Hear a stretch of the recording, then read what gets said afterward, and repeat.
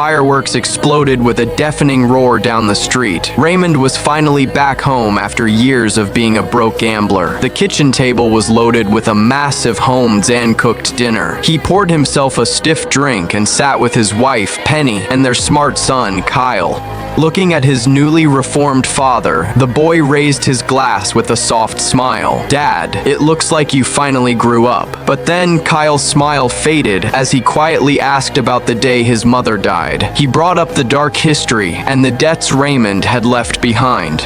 Raymond froze in his tracks as a wave of intense guilt and regret hit his chest. He kept his eyes on the floor, his vision blurring as he offered a deep, broken apology. Even in this warm room, the heavy shadows of the past still lingered over the family.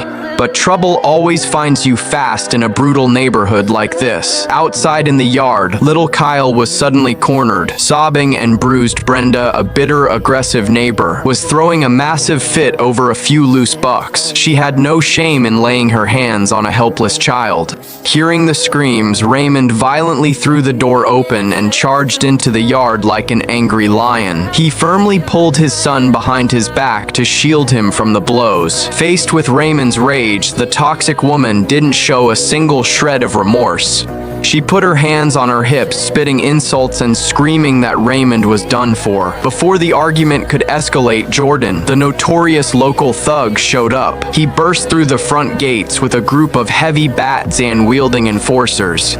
Jordan had a disgusting, greedy smirk plastered all over his greasy face. The second he walked in, he shouted that he was taking Penny away to settle the score. Penny turned pale with fear, tears welling up in her eyes as she trembled.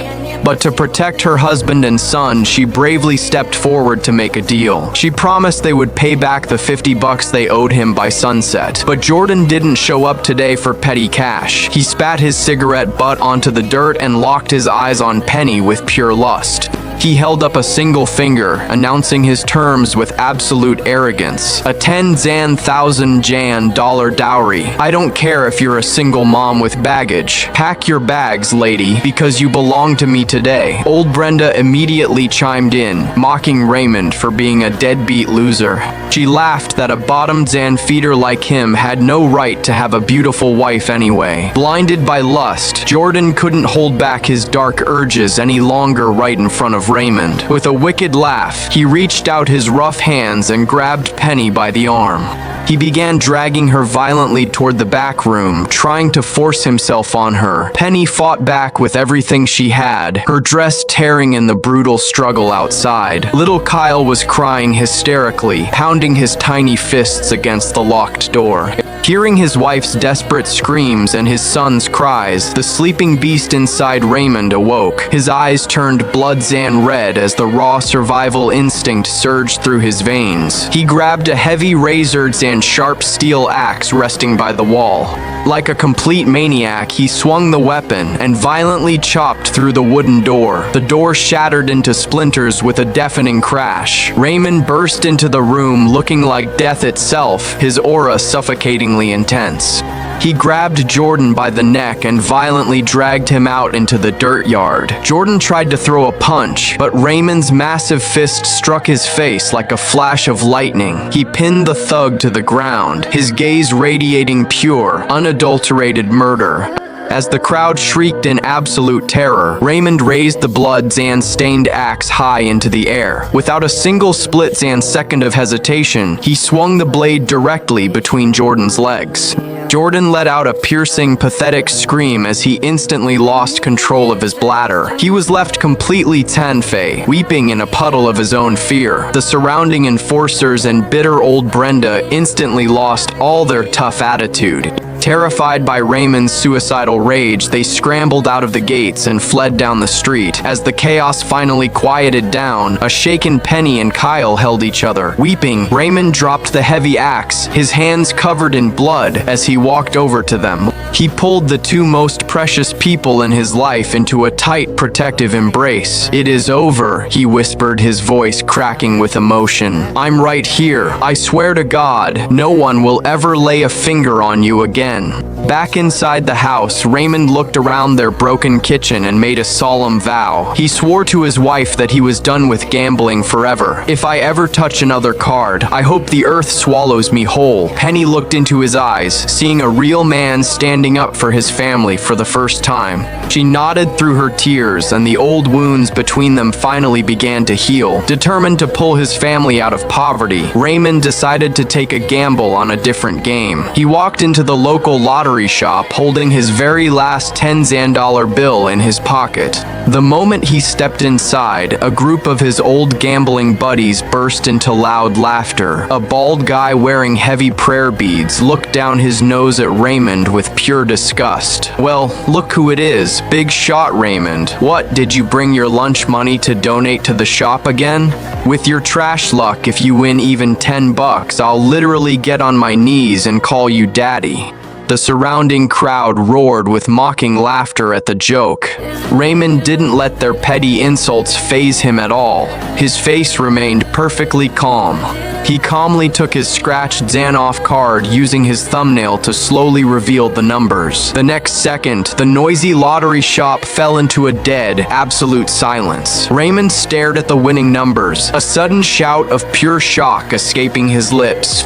The arrogant bald guy sneered and leaned over to look at the card himself. His jaw dropped to the floor instantly, his entire body freezing like stone. Another guy nearby dropped his lit cigarette right onto his jeans without even noticing. Holy cow, it is real, he actually hit the jackpot. $30,000 in cold hard cash. The bald guy who was talking big a second ago completely broke down under the blow. He fell to his knees on the freezing floor, weeping hysterically over his lost pride. Meanwhile, Raymond stood tall, surrounded by the intense envy and shock of the crowd. In the middle of the breathtaking silence, he casually grabbed his stack of cash. He straightened his spine and walked out of the shop with an arrogant, powerful stride. That was a beautiful hard slap right to the faces of everyone who doubted him. But destiny wasn't done playing games with Raymond just yet. The exact moment he returned to his yard with the money, a dangerous new threat was waiting. Hector, the ruthless local loan shark, was blocking the front door with a squad of heavy guards. Hector was tapping a thick wooden club against his palm, a fake smile on his face. He demanded that Raymond hand over 30 grand immediately to clear his old debts. Penny completely lost all hope upon seeing the dark suits and the weapons. She assumed her husband had gone out and ruined their lives over another poker game. She pointed a shaking finger at his face, crying bitterly as she yelled that he was an absolute liar. Hector stepped closer, his voice dripping with malice as he raised the stakes. "If I don't see that 30 grand in my hand right now, I'm taking your pretty wife with me." Faced with the vicious threat against his wife, Raymond didn't back down a single inch. Instead, he stepped forward, shielding Penny completely with his towering frame. A cold, sharp smirk appeared on his lips as he looked right into Hector's eyes. In front of everyone, Raymond casually started listing Hector's secret, highly illegal scandals. Hector's face turned white as a sheet within seconds as pure panic took over his mind. Realizing his dirty laundry was out in the open, Hector lost his mind and pointed wildly at Raymond. "Kill him. Wipe that smirk off his face right now." Raymond let out a cold snort, his eyes flashing with a dangerous, icy glaze. Inside the tight perimeter of the yard, he moved like a flash of lightning. With a swift, heavy shoulder throw, he slammed the first giant guard violently onto the concrete. He followed up with a brutal right hook, striking another guard so hard blood sprayed from his mouth. In less than 20 seconds, the entire squad of tough guys was left groveling on the floor. Raymond walked over to Hector, whose knees were shaking so hard he could barely stand. He grabbed the thick stack of $30,000 and violently slammed it against Hector's face. "Take your money and get the hell out of my sight. If you ever set foot on my property again, I'll make sure you leave in a body bag." Hector didn't dare say another word. He grabbed the cash and fled like a beaten dog. dog. With his debts officially settled, Raymond wanted to keep his promise of giving his family a real home. He brought Penny to the luxurious leasing office of Silverwood Heights, but as fate would have it, they walked right into another unpleasant reunion. Jordan, who was still recovering from his injuries, was there looking at luxury properties. He had his glamorous new girlfriend, Chloe, clinging tightly to his arm. Seeing Raymond's cheap clothes, Jordan forgot his previous lesson and began mocking him instantly. Look what the cat dragged in, a broke loser trying to play big shot in a place like this. The arrogant sales agent nearby immediately joined in, rolling his eyes all the way to the ceiling.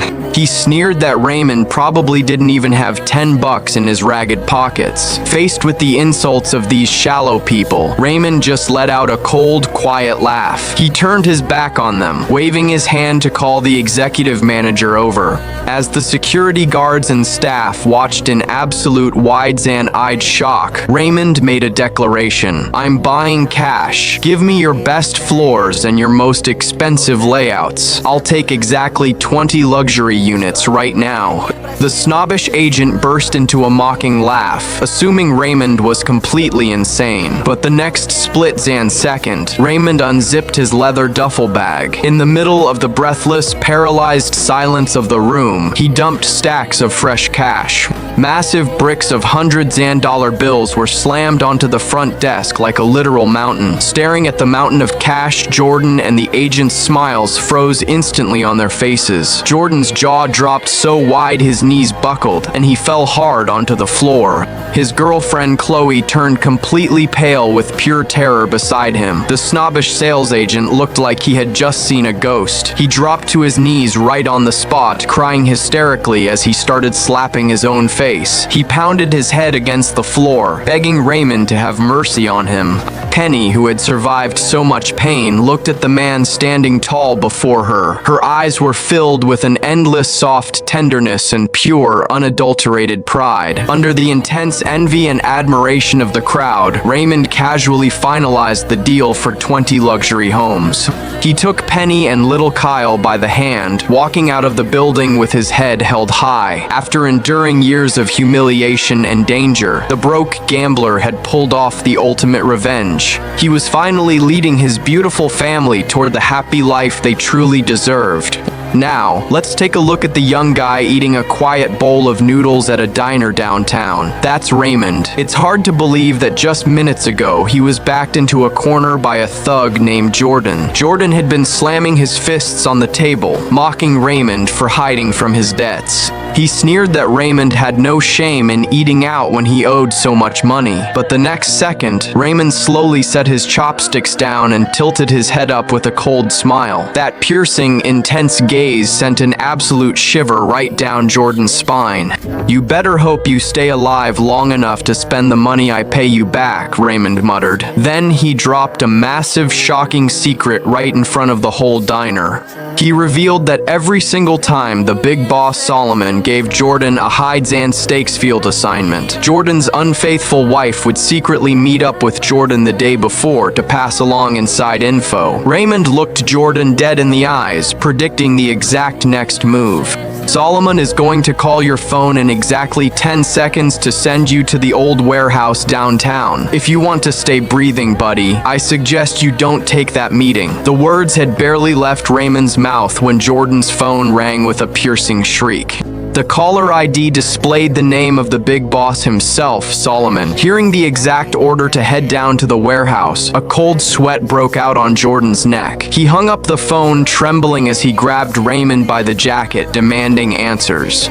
Raymond just let out a dark laugh, turning the tables instantly to set a hides and stakes trap. "Let's make a bet right here, Jordan. If my predictions come true, you get on your knees and call me daddy. If I'm wrong, you can wipe out my entire family line." Deal? With absolute confidence, Raymond signed his name across the betting agreement. Suddenly, the scene shifted back to the dark yard of an old country estate. It turned out this thug, Jordan, was nothing more than a bald bully running a local racket. He was currently sneaking up behind Penny, forcing his arms around her waist as she fought him off. Penny screamed for help, yelling that Raymond would break his legs the second he got back. But the bald thug just laughed, pulling a signed contract out of his leather jacket. He boasted that Raymond had already sold his own wife to him to clear his gambling debts. Just as Penny fell into pure despair, Raymond burst through the gates, his fists flying. With a heavy, brutal punch, he sent the bald bully crashing hard into the dirt. But the thug didn't back down. He spat out a mouthful of blood and kept laughing like a maniac. He mocked that Raymond had no cash anyway, so letting the boys have some fun with his wife was only fair. Penny looked at her husband's heavy, guilty silence, her heart instantly dropping into her stomach. Tears streamed down her face as she demanded to know if he had truly traded her away like property. The perspective snapped right back to a hide-and-stakes indoor card game in the city. Vince, the ruthless accountant working for Solomon, was tapping away on his calculator with an icy smile. He announced that the total price for the 20 luxury units Raymond wanted was $4 million. Hand over the deposit right now, Raymond, or you owe a $40,000 penalty fee. And your beautiful wife belongs to Jordan tonight. Chloe was standing in the corner, feeding the fire with her toxic comments. Jordan laughed like a maniac, mocking Raymond for playing big shot when he couldn't even pay a small debt. But just as the villains thought they had won the game, the old TV in the corner flashed a breaking update. The news anchor announced that the massive city-wide redevelopment project had officially been approved. The multi-million dollar commercial hub would be built right around the perimeter of Silverwood Heights. The breaking news hit the room like a literal bolt of lightning, freezing the smiles right on their faces. Vince's phone rang almost instantly, and the voice of the billionaire owner roared through the speaker. The boss was screaming hysterically, ordering Vince to raise the property rates to 10 grand a unit. Vince trembled, his voice cracking as he delivered the devastating report. Sir, a broke gambler came in yesterday and bought up 20 of our best units at the old rates. The billionaire let out a string of curses, and Vince realized they were completely trapped. If they broke the contract now, they would owe Raymond a massive $1 million penalty fee. The power dynamic in the room shifted completely within a single breath. Raymond expressionlessly slammed stacks of fresh $100 bills onto the table. Count the money, Vince. Make sure the deposit is correct, and ensure that $1 million penalty fee hits my bank account by next week. Jordan and Chloe stood frozen, their faces completely drained of color as they stared at the floor. But a victory in the corporate world couldn't easily fix a broken home. The memories flashed back to that old country yard, where Raymond's younger brother burst through the gates. The young man was shaking with rage, pointing a finger at Raymond's face as he threw insults. He screamed that Raymond was nothing but a drunk and a degenerate who sold his own family out. The brother grabbed Penny's hand, begging her to pack her bags and get a divorce immediately. Faced with his family's intense hatred, Raymond reached out with bloodshot eyes, trying to explain. But Penny had endured too much heartbreak to listen to his excuses anymore. She threw the groceries Raymond brought right into the dirt, screaming at him to get out of her life. She tightly hugged her son, walking out of the yard without looking back. Raymond was left standing entirely alone in the empty yard as the neighbors whispered insults at him. The truth was, before Penny even arrived that day, Raymond had been kneeling on the floor with his son. He had been gently whispering to the boy, teaching him how to cover for his dad's whereabouts. But the second Penny walked in, Jordan and a corrupt local agent had followed her inside. Jordan kept throwing out expensive offers, promising the boy a luxury education if Penny left with him. But Penny had too much pride and steel in her spine to be bought by a local thug. She shut him down firmly, reminding him that the law existed and threatening to call the cops. As the tension reached a boiling point, an enforcer rushed into the room, whispering into Jordan's ear. Learning that their card game had failed and they now owed Raymond $1 million, Jordan lost his mind. He spun around and slapped his own enforcer across the face with absolute fury. Just then, Jordan's brother Zan Inzan Law, who happened to be the corrupt town mayor, stormed through the front doors. Without a word, the mayor swung his heavy hand and slapped Jordan hard across the face. "You absolute idiot," the mayor roared, his chest heaving with rage. "Those two properties were registered under your name just to hide them from the federal inspectors. And you went ahead and gambled them away to a broke loser." The mayor screamed that with the new redevelopment project, those units were now worth $4 million.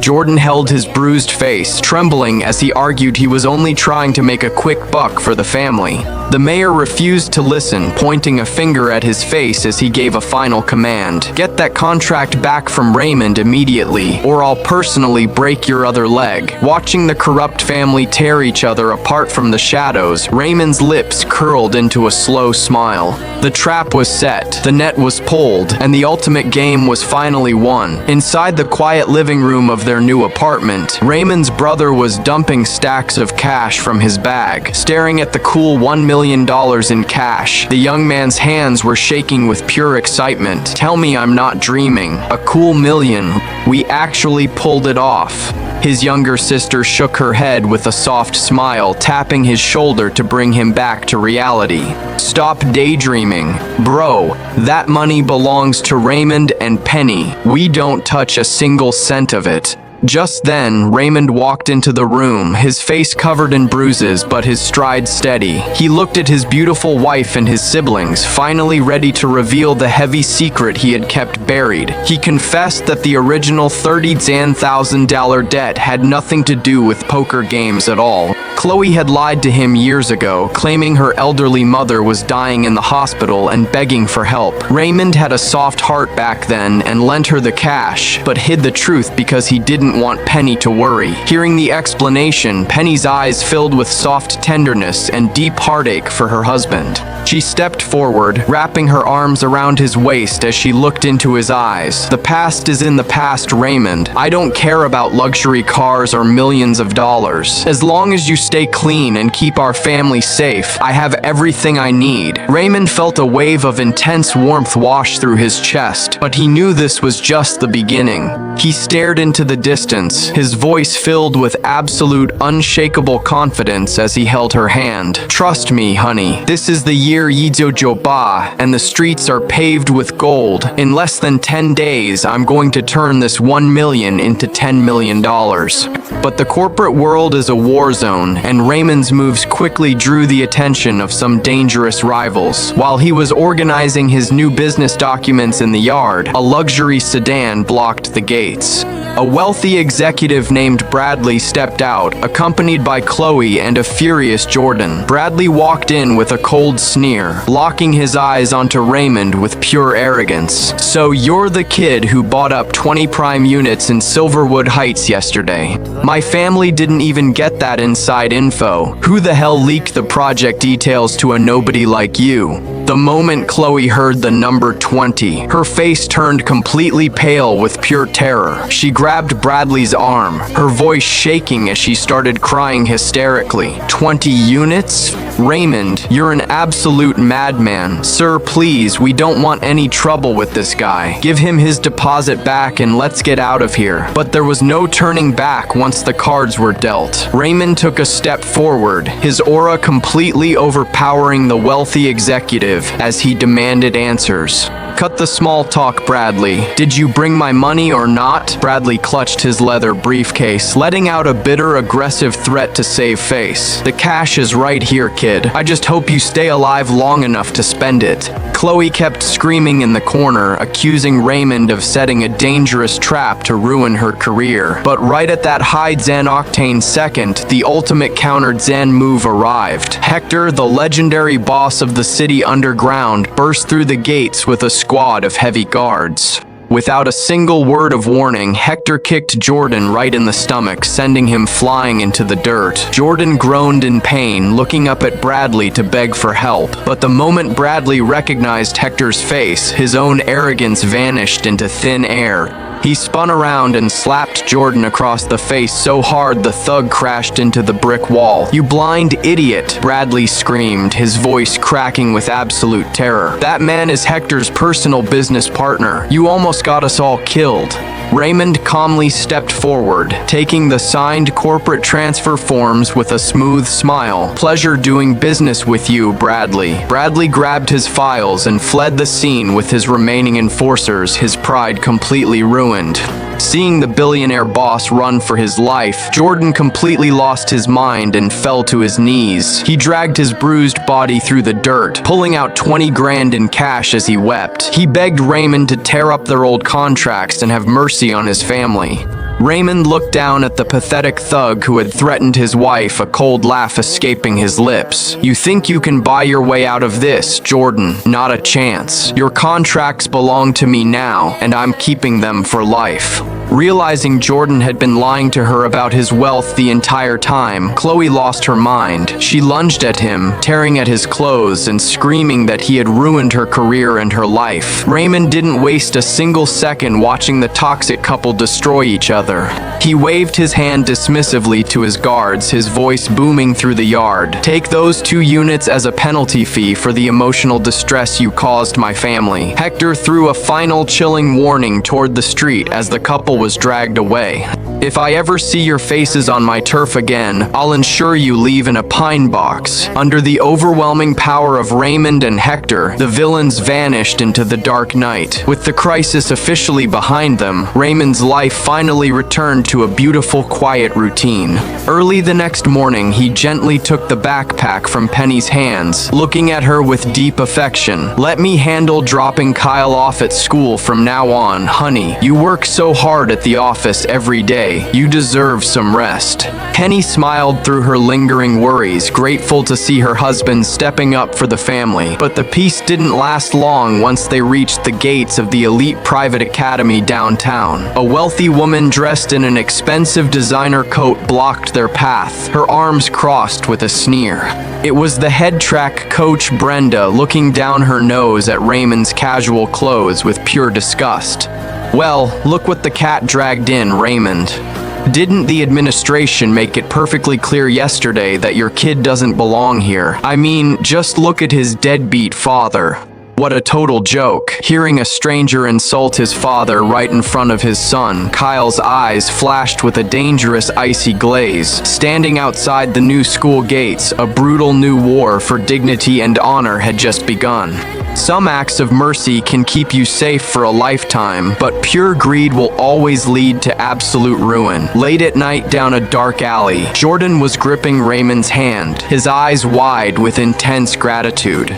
The feds had launched a massive raid on the docks a few days ago, catching the entire crew red-handed. It was only because Raymond had used his inside info to warn Jordan to stay away that Jordan escaped prison. Jordan wept openly, saying Raymond saved his life, and pulled out an old debt note for 30 grand. He tore the paper to shreds right on the spot, declaring the debt officially settled out of gratitude. But Raymond reached down and grabbed the torn pieces, his voice dropping to a serious cold whisper. "Busyness is business, Jordan. A favor is a favor, but a debt must always be paid in full." Raymond shoved a heavy stack of fresh $100 bills back into Jordan's jacket pocket. Then, he casually transitioned into the true purpose of his late Zan night meeting. He locked his eyes onto Jordan's face, asking about an old corporate scandal involving Hector.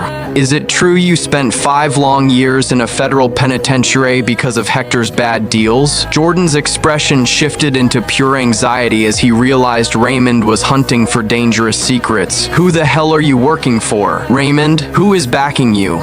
Raymond didn't bother hiding his cards anymore, calmly tossing out the name of the ultimate player, the Bradley Group, Bradley himself. Meanwhile, inside the exclusive VIP lounge of a luxury hotel downtown, the billionaire boss was waiting. Bradley was sitting on a velvet sofa, dressed in a flawless tailored suit as Jordan walked in. Jordan immediately bowed his head, throwing out sycophantic compliments to win the boss's favor. But Bradley didn't waste a single second on small talk, bringing up the massive commercial redevelopment project. To test Jordan's loyalty, Bradley leaned in closer, dropping a highly confidential, toxic secret. The local brewery that has been running things for 10 years is hiding an absolute corporate catastrophe. The latest shipment of high-end luxury alcohol Hector just purchased is loaded with industrial poison. It is a total fake, and it is going to destroy his entire distribution line by tomorrow morning. Jordan gasped, arguing that the brewery had a flawless reputation and would never risk such a scandal. But Bradley just let out a cold, wicked laugh, staring at him with pure malice. When Hector signed the acquisition papers, do you think he actually verified the cargo himself? Just then, Bradley's phone rang, and his executive secretary reported some major news. The legal contracts to transfer Chloe's modeling files into their entertainment branch were officially finalized. Bradley ordered his public relations team to bury the news, hanging up with a triumphant smirk. He turned to his associates, boasting that no one in the world knew about the fake alcohol layout besides him. Hector is walking right into a death trap, and his entire empire is going to crash by sunset. What the arrogant billionaire didn't realize was that Raymond was sitting just 3 tables away in the dark. He had been sipping his drink quietly, overhearing every single word of the dark conspiracy. But before Raymond could even process Bradley's corporate trap, a massive family crisis exploded at the hospital. The heavy glass doors of the private ward were violently kicked open. Raymond's greedy, estranged parents, Arthur and Martha, stormed into the room with absolute fury. Little Kyle was lying in the hospital bed, his head wrapped in heavy medical bandages as Penny wiped her tears. But Arthur didn't grant his sick grandson a single passing glance of affection or concern. He marched straight up to Raymond, pointing a finger at his face as he screamed about the money. "Where is the $1 million, Raymond? Why haven't you transferred a single cent to our accounts?" Martha chimed in with her toxic tone, screeching that they had funded his first apartment years ago. "You owe us that housing money, you ungrateful brat. Hand it over right now." Penny wept bitterly, begging them to leave because their son was still recovering from a severe concussion. But the greedy old man refused to listen, letting out a bitter laugh as he turned on her. "Don't play the victim with me, lady. The neighbors told us all about your little gambling husband." Arthur's insults grew incredibly dark and disgusting right in front of the crying child. He pointed a finger at Penny, accusing her of sleeping around behind Raymond's back. He even looked at little Kyle, screaming that the boy didn't carry their family blood and was just a bastard. Hearing his own grandparents call him a bastard and threaten his mother, Kyle burst into frantic tears. He pulled the heavy blankets over his face, crying out for them to get out of his room. Watching his terrified son and his weeping wife break down completely destroyed Raymond's patience. The raw protective rage of a father completely consumed his mind, his eyes turning bright red. He stepped forward, his towering shadow completely enveloping his parents as he roared at the top of his lungs. "Shut your mouths. Get the hell out of my sight right now. You have absolutely no right to lay a finger on my family." Raymond immediately began listing decades of severe emotional abuse and neglect. He reminded them how they refused to even show up to his wedding because Penny came from a humble background. He brought up how Penny had spent years buying them expensive gifts for holidays, only to be locked out in the cold. "Since the day Kyle was born, you haven't visited this boy a single time, and the second you hear a rumor that I made $1 million, you show up at a hospital to demand cash. You are absolute monsters, and I am disgusted to carry your name." Exposed in front of the entire medical staff, Martha lost her mind and began screaming toxic curses. She yelled that Penny was a curse who brought nothing but ruin to their family line. Arthur was shaking with pure rage, slamming his fist against the wall as he made a final declaration. "That is it. You are officially dead to us, Raymond. I am cutting you out of my will forever. But before I sign the paperwork, you are handing over those luxury real estate contracts you took from Jordan." The absolute greed of the toxic parents was out in the open for the world to see. Martha added that Raymond was a lost cause anyway, and they would rely on his younger brother for their retirement. Raymond let out a cold, sharp laugh, clutching the real estate documents tightly against his chest. "Not a chance in hell," he whispered, his tone final and absolute. Arthur completely lost his sanity at the rejection, raising his heavy fist to strike his own son run right in the ward. But Raymond didn't shrink back this time. His reflexes kicked in like lightning. He reached out his strong hand, grabbing his father's wrist with an iron grip that froze him in place. His eyes radiated pure, unbreakable steel as he stared the old man down. Just as the argument reached a dangerous peak, the heavy wooden doors were blown open with a loud crash. A sharp female executive dressed in a flawless white business suit marched into the room with a squad of bodyguards. It was Hector's head secretary, her commanding aura instantly silencing the entire floor. She ordered the security team to pin Arthur back, then walked straight over to Raymond. She stopped in front of his boots, bowing her head in absolute deep respect. "Good morning, boss." That single word hit the room like a literal thunderbolt, leaving the toxic relatives completely paralyzed with shock. The secretary turned around, pointing a manicured finger directly at the parents' faces as she exposed their history. She revealed to the gathering crowd of doctors and nurses how these parents had forced Raymond to drop out of school, all so they could fund his younger brother's expensive lifestyle, eventually leaving Raymond with absolutely nothing. And now that he is a multi-Zan millionaire running the city distribution line, you show up to play the victim. Their dark history was stripped entirely naked in public, leaving Arthur and Martha white as sheets. Surrounded by the intense disgust and whispers of the hospital staff, they couldn't take the humiliation. Raymond expressionlessly ordered them to leave, and they scrambled out of the building, blaming each other as they fled. Once the room finally fell quiet, Raymond knelt beside the bed, pulling his weeping wife into a tight embrace. He kissed her forehead, promising that he would handle the dangerous rivals and protect their dignity for life. He grabbed his leather briefcase and walked out of the hospital with a powerful, fast stride. When the camera cut to the next scene, Raymond had already changed into a sharp charcoal suit. He was standing with his arms crossed inside a massive high-Zan security warehouse loaded with elite cargo. Jordan hurried through the doors, escorting a wealthy international buyer named Larry. Larry was pacing around nervously, his empire currently on the brink of collapse due to the fake alcohol rumors. He didn't waste any time, demanding to know if Raymond's luxury inventory was verified and clean. Jordan chimed in, boasting that Raymond had at least 30 rare cases locked down in this facility.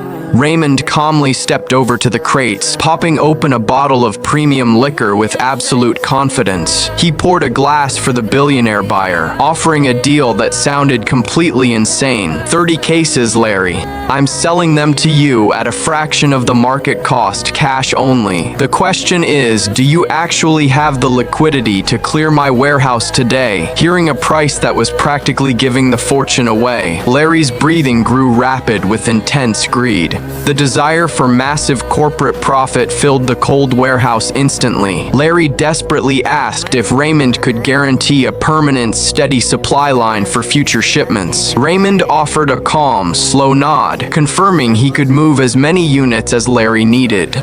From the shadows of the upper catwalk, Bradley was watching the entire exchange with a wicked smirk. The billionaire boss truly believed Raymond was walking straight into his trap, convinced he had won the game. But right before Larry could sign the wire transfer documents, Bradley couldn't control his own pride. He stepped out of the shadows, clapping his hands slowly as his bodyguards surrounded the floor. He let out a loud, mocking laugh, looking down at Larry like he was a pathetic clown. "You absolute idiot, Larry. You're buying a warehouse full of poison junk. The second you sign that paper, the feds are going to seize your assets, and you'll be completely ruined." Larry's face turned completely dark with fury as he froze with his pen in the air. But Raymond didn't look worried at all. He stayed perfectly still, leaning against the crates, as the arrogant billionaire kept bragging about his perfect trap. A cold, ruthless smirk slowly stretched across Raymond's face. The game was finally over, the masks were off, and the real boss was about to reveal who was holding the strings. You thought marrying an executive from a public company meant you were set for life, but you never could have guessed that your ex-husband, whom you humiliated in every possible way, is the true mastermind controlling your fate. Cut to the lobby of the Riverside Corporation headquarters. Rachel was proudly holding her newly promoted husband's arm.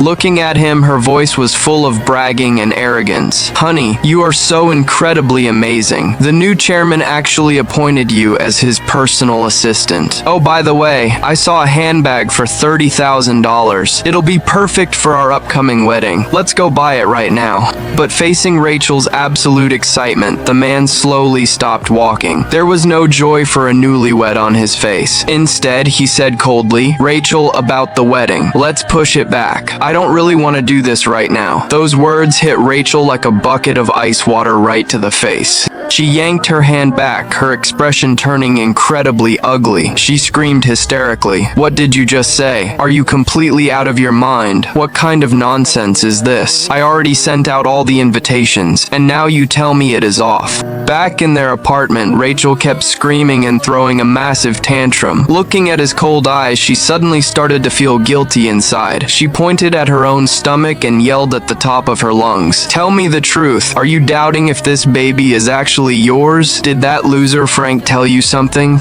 Rachel grew more and more agitated, trying frantically to hide her own guilt. She began desperately trash-talking her ex-husband. "That absolute loser must be jealous of you. He is jealous your career is better, so he is spreading rumors behind my back." Everything coming out of his mouth is pure trash, but facing her twisted lies and pathetic defense, the man just laughed out of pure rage. He shoved his hands into his pockets and stared at Rachel like she was a clown. Word by word, he dropped a truth that made the entire room stop breathing. "Let me tell you something. Frank is the new chairman of the Riverside Corporation. Why the hell would he ever be jealous of me?" It felt like a lightning bolt struck Rachel, freezing her completely on the spot. Her eyes widened, her face turning pale as a ghost in an instant. Her lips trembled and she couldn't even form a single complete sentence. "What, chairman? That is impossible. Nothing is impossible," the man said, ruthlessly cutting off her last illusion.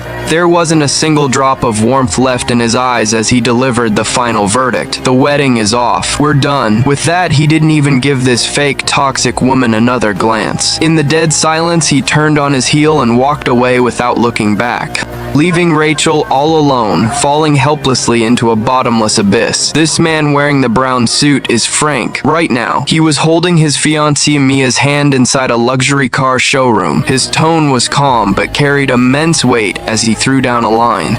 "Give me 2 of your highest spec models right here, full cash payment." Hearing this, the saleswoman's eyes lit up instantly. She respectfully took his black card to process the paperwork. Frank turned his head, looking coldly at the arrogant guy with long hair, Henry. "Now," Frank said flatly, "get on your knees." Henry laughed out loud as if he had just heard the biggest joke in the world. He crossed his arms, staring with pure disgust and mocking him. "Oh, come on. Did you plan this little skit with the sales girl? A broke loser like you buying cars here. These cost millions." Henry was absolutely convinced Frank was just a fake actor trying to get a job. Just then, the saleswoman came running back, her voice ringing clear through the room. "Mr. Frank, the payment went through. Total is $6 million.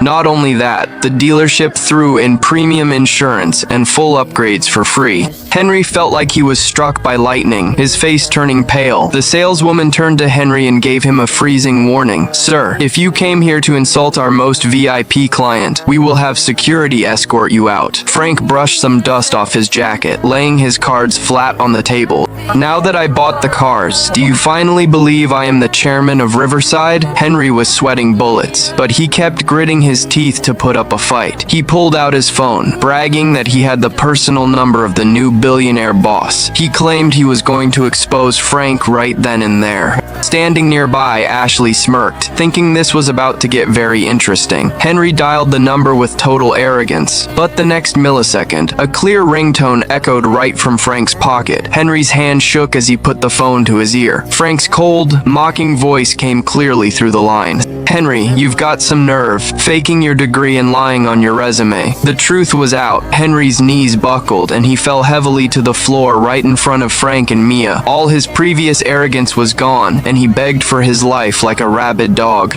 He started slapping his own face, crying for the big boss to give him a break. But Mia's eyes were ice cold, stating she loathed fraudulent liars the most. Seeing that begging didn't work, Henry actually turned vicious and barked at them. "Are you seriously not going to show show me any mercy? Frank wasn't about to tolerate his attitude and yelled a single word, "Get out." Henry scrambled to his feet, throwing out a pathetic threat before leaving. "I will remember this humiliation today. I am going to make you pay for this." But before he could even reach the exit, a manager stopped him to demand a $2 million debt. He had officially become a total, complete laughingstock. The scene shifted to the grand ballroom for the old matriarch's 70th birthday gala. Arthur's nephew, Kevin, was shouting arrogantly in front of everyone. He pointed at the birthday gift Arthur had brought and mocked it loudly. "This is just cheap, basic tea you can buy at any grocery store for $10. How dare you lie to Grandma and claim this is premium, expensive tea? Uncle, you are being completely disrespectful and deceiving Grandma." Hearing this, the old matriarch's face darkened instantly. The greedy relatives in the room immediately started jumping in to attack Arthur. Just as Arthur stood there defenseless while everyone laughed at him, Frank stepped forward. He looked straight at the matriarch, his voice deep and calm. "Madam, if everything I am about to say is true, what are you going to do about it?" Leaning on her cane, the old lady replied with total arrogance.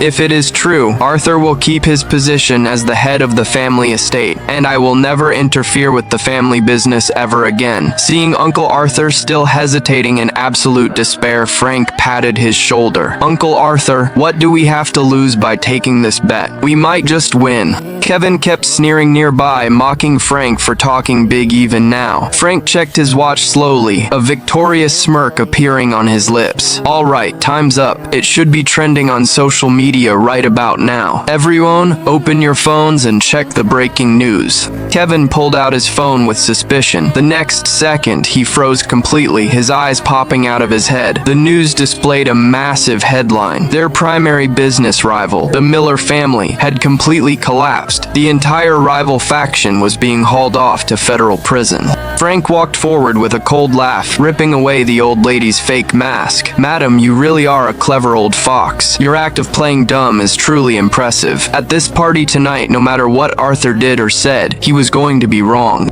Because from the very start you wanted to manipulate the facts to suppress him. Your real goal was to let your biological son take over the family empire. Am I right?" The son's dark secret was exposed, and he yelled at Frank in pure rage. "Who the hell do you think you are? This is family business. Stay out of it, outsider." Frank let out a cold laugh, firmly taking Mia's hand and announcing it to the crowd. "Who says I am an outsider? I am marrying Mia. Since we are family now, I am absolutely making this my business."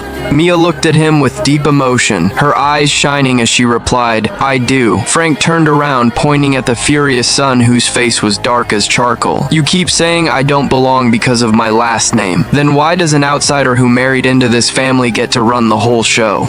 Right then, Mia looked at the breaking news on her phone, tears of joy in her eyes. She confirmed that everything Frank said was the absolute truth. Through his ruthless, brilliant strategy behind the scenes, Frank didn't just expose the traitors. He saved the entire family from ruin and completely broke Kevin's faction. Kevin frantically tried to blame everything on Frank. Frank simply offered a dismissive smirk. "Careful, kid. I can sue you for defamation." The son completely panicked, screaming like a lunatic to his security team. "Guards, get in here right now and throw this broke loser out of my sight." But this time, Mia didn't back down for a single second. She stood firmly in front of Frank, letting out a fierce shout. "Don't you dare touch him." The old matriarch trembled with pure rage, slamming her cane against the floor. She barked at Mia, "You dare defy me for some random boy? Do you have zero respect for your grandmother?" Frank stepped up, his posture tall and his eyes sharp as daggers. A single sentence left the old lady completely speechless. "Madam, did you ever once treat Mia like your real granddaughter?"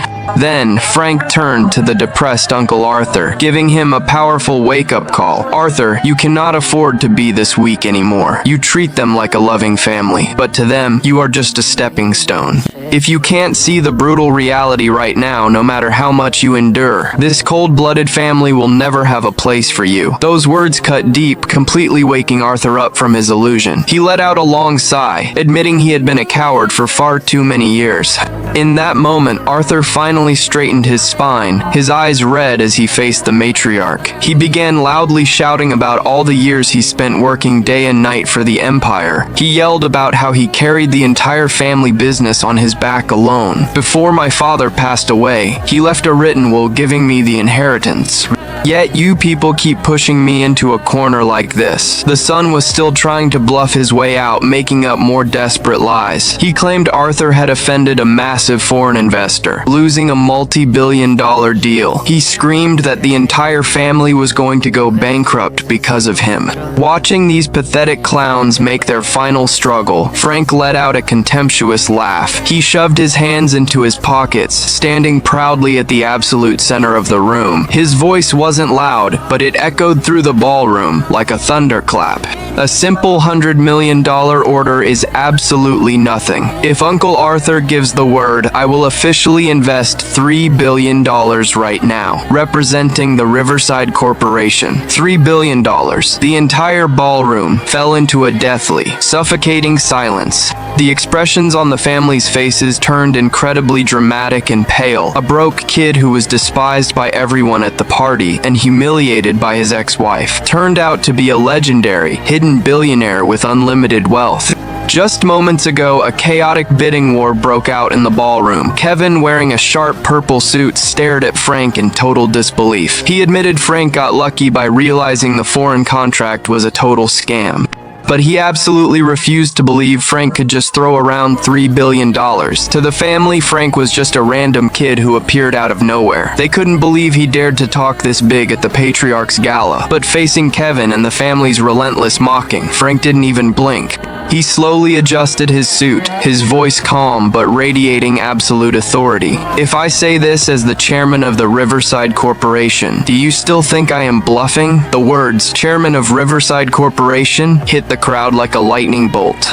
The entire room erupted into pure chaos. That was a massive, multi-billion-dollar empire that owned the entire new development. The managing director froze on the spot, his face turning pale as a ghost. But the foolish Kevin kept laughing like a madman, yelling to his father, "Dad, you've never seen the real chairman of Riverside anyway. How do you know this loser isn't just putting on a pathetic show?" He even took the insult further, mocking Frank aggressively. "Why don't you just claim you are the underground king of the city, Logan?" However, the reality check arrived faster than a tornado. Before Kevin could even finish his sentence, a thunderous roar echoed from the entrance. "Who the hell is shouting my name behind my back? The true underground king of the city." Logan marched into the room with an icy expression. Kevin's laughter died instantly, and he stood there completely paralyzed with fear. But what made the family's eyes pop out of their heads was the king's next move. This legendary boss who never bowed to anyone walked straight up to Frank. He bowed respectfully to the young man, his voice full of pure deference. "Mr. Frank, my dear brother, it is an honor to see you." But Kevin was completely blinded by his own intense jealousy. He hysterically pointed a finger at Logan, screaming at the top of his lungs, "This is just an old actor Frank hired to put on a pathetic play." He even stepped forward, recklessly poking Logan right in the chest. He screamed that Logan was just an old con artist trying to scam the family. Logan had never suffered such a massive insult in his entire life. His gaze turned murderous, and he threw a devastating, heavy slap. The impact slammed Kevin onto the floor, leaving him howling in pain. Kevin wept on the ground, screaming that Logan would never leave this mansion alive. Right during this explosive standoff, the highest elder of the family emerged. The old grandmother marched out, holding a golden cane and shouting, "Insolence!" Kevin assumed his grandmother was stepping in to protect him, but to everyone's horror, the grandmother unleashed another brutal slap across his face. The force sent Kevin flying across the floor. In front of the terrified crowd, the old matriarch bowed a deep 90 degrees to Logan. She apologized profusely, begging for mercy for her family's disrespect. Logan didn't even look at her, throwing out a freezing teasing line, disrespectful. This is an absolute atrocity. The old grandmother trembled with pure terror, nodding rapidly to Logan's demands. She turned to her guards and issued a lethal final order. Security, drag this worthless trash outside right now and break both his legs. In the middle of Kevin's desperate screams, the black-suited guards dragged him away. Only in this moment did the family realize what a terrifying monster Frank truly was. After handling the situation, Frank didn't have a single shred of interest in staying. He casually handed the $3 billion contract to Uncle Arthur, surrounded by the stunned, envious stares of the crowd. He wrapped his arm around Mia. They walked out of the gala proudly, heading straight to City Hall to get married. But Frank's legendary journey had only just begun. 5 years later, at the waterfront land auction, the bidding had reached a boiling point. A foreign heir named Mr. Smith, relying on his multinational background, was bidding wild. Wearing a luxury suit, he confidently shouted a price of $12 billion. He was entirely determined to seize the premium Harbor Bay property for his company. However, just as he thought victory was secured, his assistant panicked.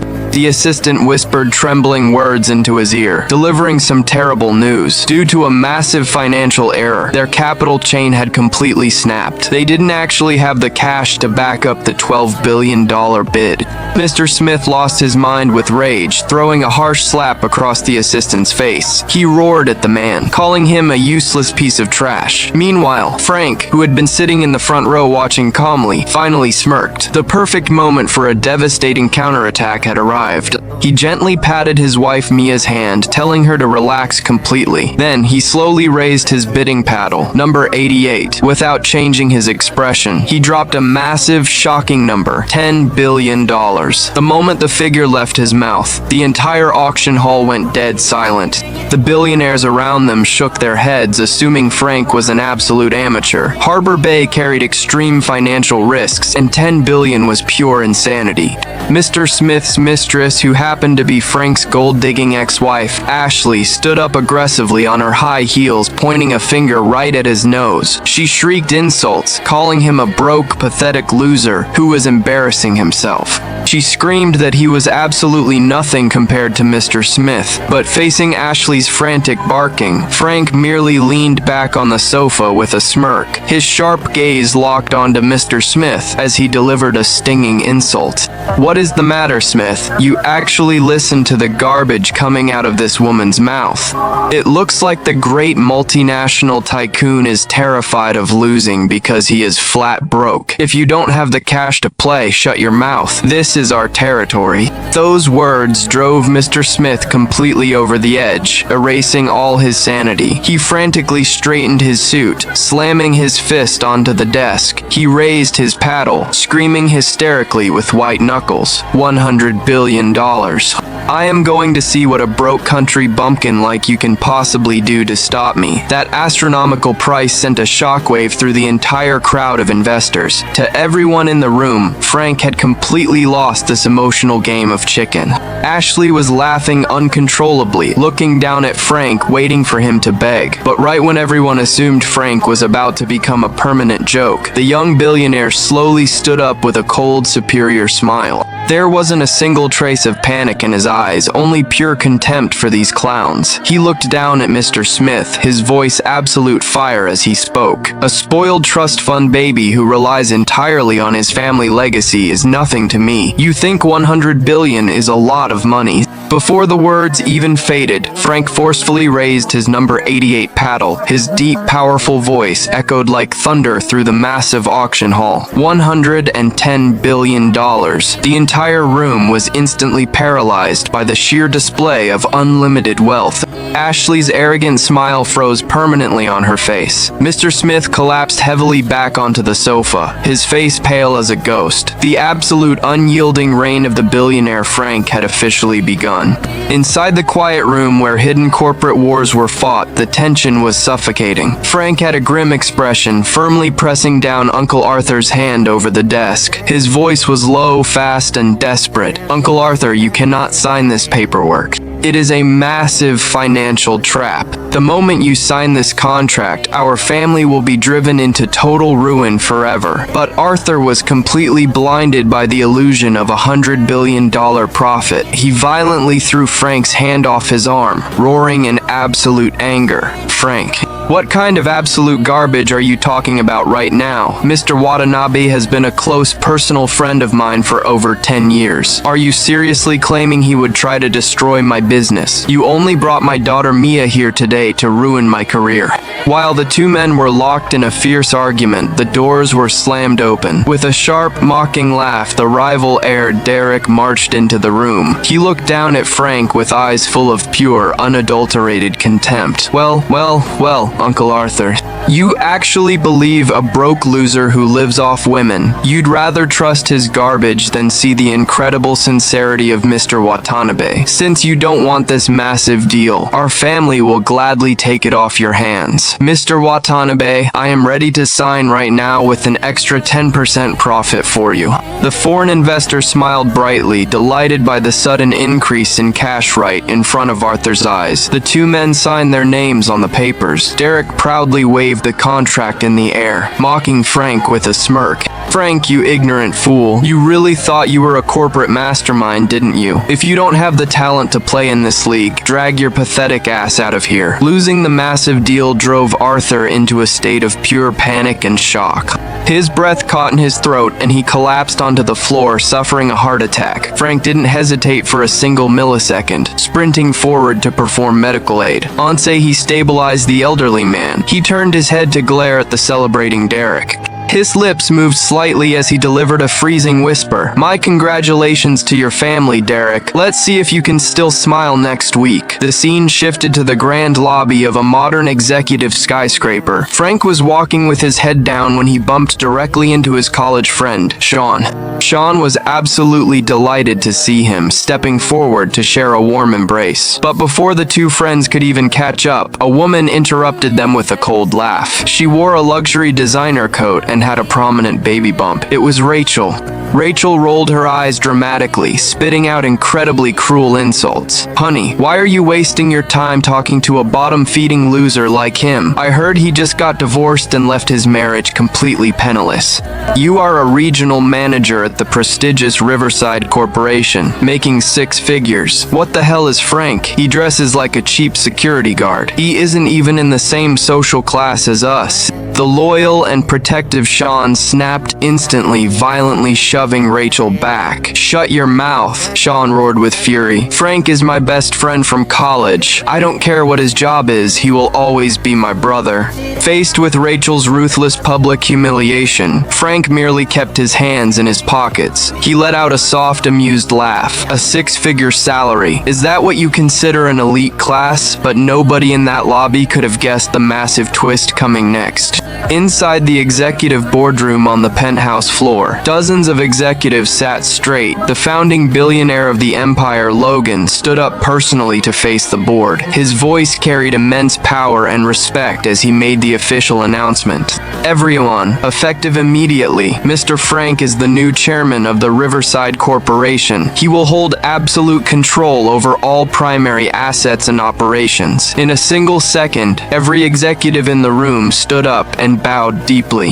Their voices echoed through the penthouse. Good morning, Chairman. The man everyone had been looking down upon was the ruler of the city's largest fortune. A few minutes later, the completely clueless regional manager, Sean, walked into the office.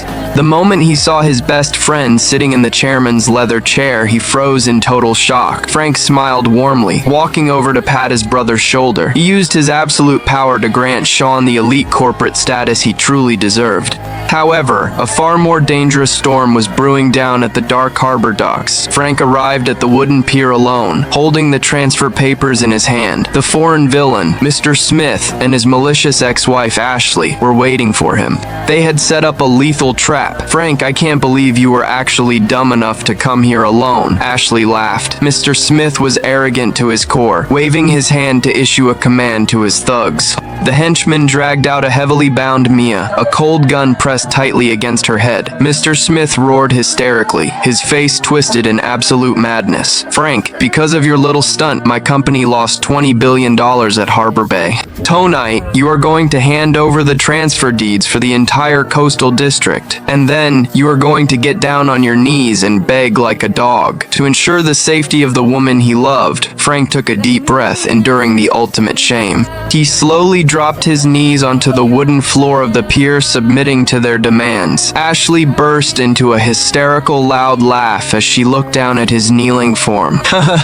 "Look at you now, Frank. Where is that powerful billionaire who bought all those cars? Right now, you are nothing but a dying dog at Mr. Smith's feet." Just as the villains assumed they had won the war, celebrating their absolute victory, a rhythmic, thunderous sound of heavy combat boots echoed from the end of the pier. "Smith, drop the weapon right now." Logan had mobilized his massive federal connections, bringing in a small army of soldiers. Armed tactical forces and police officers stormed the harbor, surrounding the villains instantly. The soldiers tackled Mr. Smith, twisting his arms behind his back and pinning him to the wood. The lead detective pulled out an official federal arrest warrant, reading the charges out loud. "Mr. Smith, you are under arrest for illegal trafficking of contaminated materials. You are also charged with federal kidnapping, conspiracy, and attempted murder. I have diplomatic immunity. You can't touch an international investor." Smith screamed. "Immunity? You committed atrocities on our soil. No one can save you now." With a loud roar, Uncle Arthur walked onto the pier alongside the city's top billionaires. Every major banking tycoon and real estate giant stood together shoulder to shoulder. Their combined corporate power completely crushed Mr. Smith's international backing forever. The desperate Ashley was still screaming like a lunatic, claiming Frank's funds were fake, but the bank director stepped forward, publicly confirming the reality of the balance. Frank's account held a verified balance of $150 billion in cash.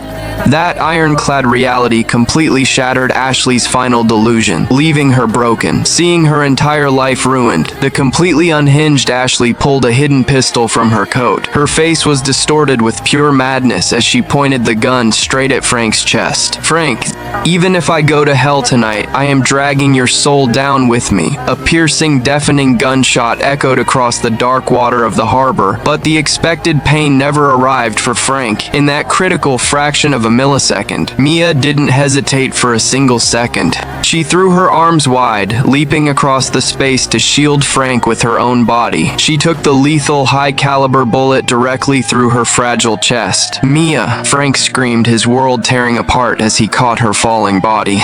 The soldiers tackled Ashley instantly, slamming the screaming woman face first into the wood. Lying in Frank's arms, Mia's face was deathly pale, blood pouring from her lips. She used every single ounce of her remaining strength to touch his face with a trembling hand. "Frank, as long as I know you are safe, I can die with a smile," she whispered softly. "If there is a next life, I don't want to be a wealthy heiress anymore.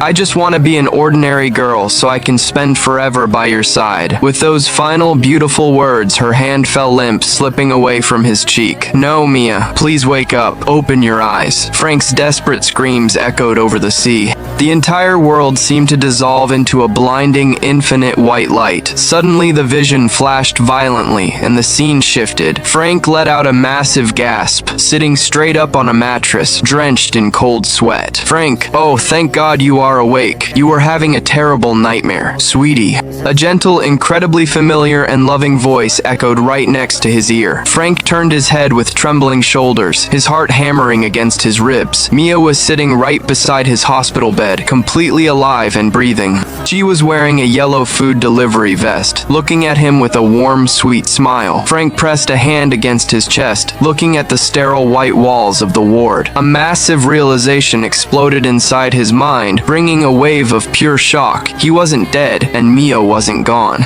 Through some miraculous twist of fate, he had been granted another chance. He had officially been reborn once again. In this life, he would use his absolute unlimited power to protect her smile forever. In the deepest corners of the old empire, the ceremonial red candles burned bright, but the air in the room was bones and chilling. Empress Scarlet stood her ground, staring right into the eyes of the young emperor. Chase was absolutely furious, accusing her of crossing every single line of decency. Instead of backing down or begging for mercy, Scarlet mocked him with a cold smile and told him to get out. But the very second Chase turned his back and walked away, Scarlet collapsed to the floor, coughing up dark red blood. Terrified by the sudden noise, Chase rushed back and pulled her shaking body tightly into his arms. It was all a calculated setup from the very beginning. Scarlet knew her time on this earth was running out, and she chose to push him away in the cruelest way possible, just so he could forget her and move on with his life. That exact same year, the great Empress passed away. Suddenly, the scene flashes forward to the modern era. Scarlet has been reborn as a wealthy, spoiled heiress, and her toxic, backstabbing friend is a girl named Chloe. Chloe was the exact same villain who drove her to death in their past life.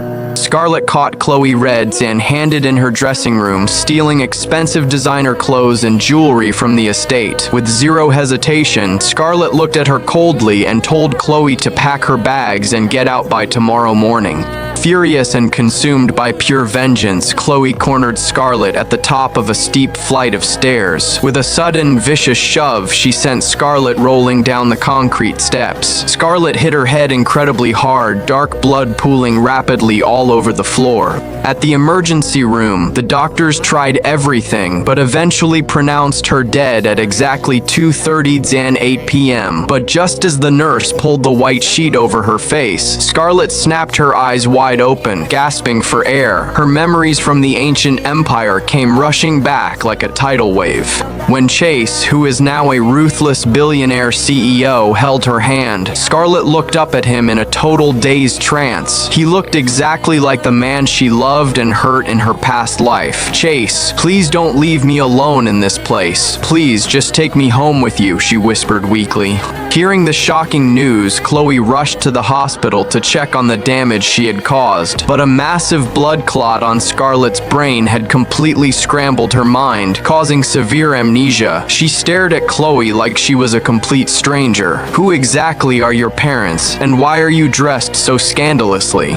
How dare you call me by my first name?" Scarlet snapped. Chloe immediately realized Scarlet had no idea what happened. The doctor explained it was just temporary confusion and suggested taking her to familiar places to trigger her memory. Chloe played along nicely, pretending to care, but deep inside, she was absolutely thrilled. Since Scarlet forgot about the attack on the stairs, Chloe could easily brainwash her into believing whatever she wanted. She planned to become her most trusted confidante and bury the dark truth about that night forever. Back in the private room, Scarlet was in a state of pure panic, treating the doctors and Chloe like dangerous threats. Just as she was about to have a total breakdown, Chase kicked the door open, his powerful presence taking over the room. Scarlet grabbed his expensive suit jacket like he was her only savior, sobbing and begging him to make everyone else leave. Feeling a sudden pang of pity and protection, Chase coldly ordered security to clear the room.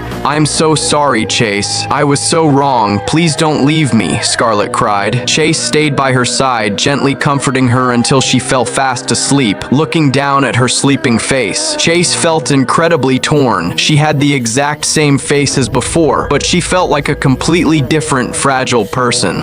He clenched his fists and reminded himself of the past. This woman had lied to him and played him too many times, and he swore he would never let himself fall for her again. A few days after being discharged, Scarlet showed up at Chase's headquarters. She stood in a crowded line for over an hour just to bring him a box of fresh homemade pastries. But Chase, still bitter over her old arrogant attitude, gave her the absolute cold shoulder at his desk. He assumed this was just another one of her cheap tricks to beg for a corporate handout or a business favor.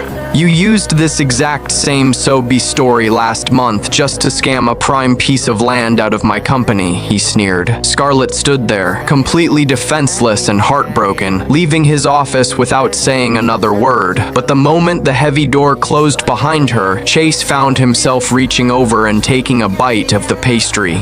Watching her walk away through the glass window, he muttered, "She's actually kind of cute when she is not acting crazy." Meanwhile, Chloe drove Scarlett back to the massive family mansion, spinning a web of toxic lies the entire way. She did everything in her power to totally ruin Chase's reputation. She convinced Scarlett that her marriage to Chase was nothing more than a cold, loveless business arrangement. She claimed Chase used her family's connections to build his entire financial empire in Miami. Now that he is the richest guy in the city, he is turning his back and trying to crush your family, Chloe lied. To make the lie even more convincing, she showed her a cheap gift box, mocking Chase for being cheap. With no memories to guide her through the deception, Scarlett fell directly into the trap Chloe had set.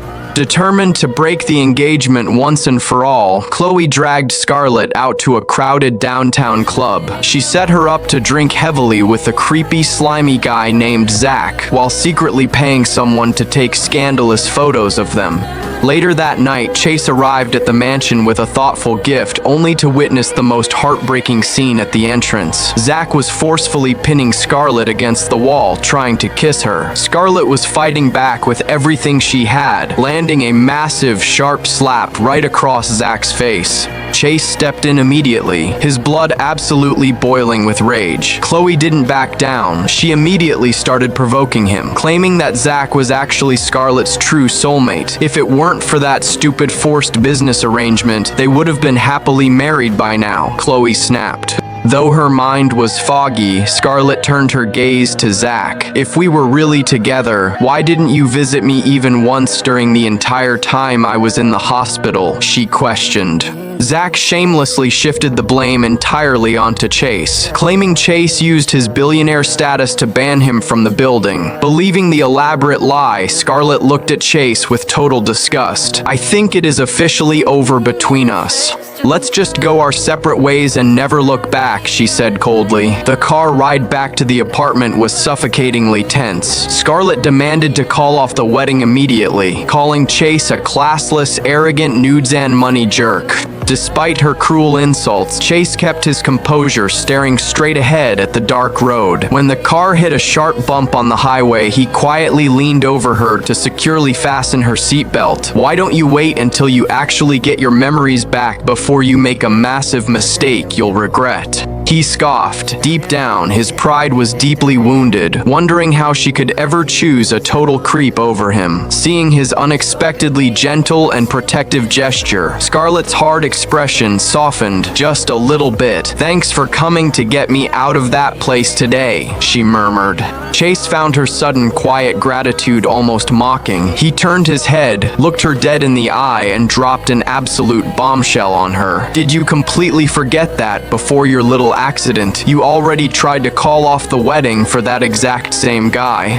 Scarlett froze in her seat, completely speechless and deeply shocked. Right now, Scarlett is sitting quietly on her living room couch, staring down at the glowing screen of her phone. A bright smile spreads across her face as she types a text to Chase. "Hey Chase, I was thinking of bringing you some homemade lunch today. Would that be okay?" Over at the corporate office, Chase hears his phone buzz loudly. Seeing her name pop up, he frowns and tries to act tough. He types out a cold, immediate rejection, but then he hesitates. He deletes the harsh response and changes it to something just a tiny bit softer. No need to go through the trouble. But Scarlett isn't the type to take no for an answer anymore. She instantly fires back an enthusiastic voice note. "It is really no trouble at all. I'll see you in a bit." Hearing her cheerful, light-hearted voice through the speaker, Chase's rigid posture relaxes, a small smile breaking through.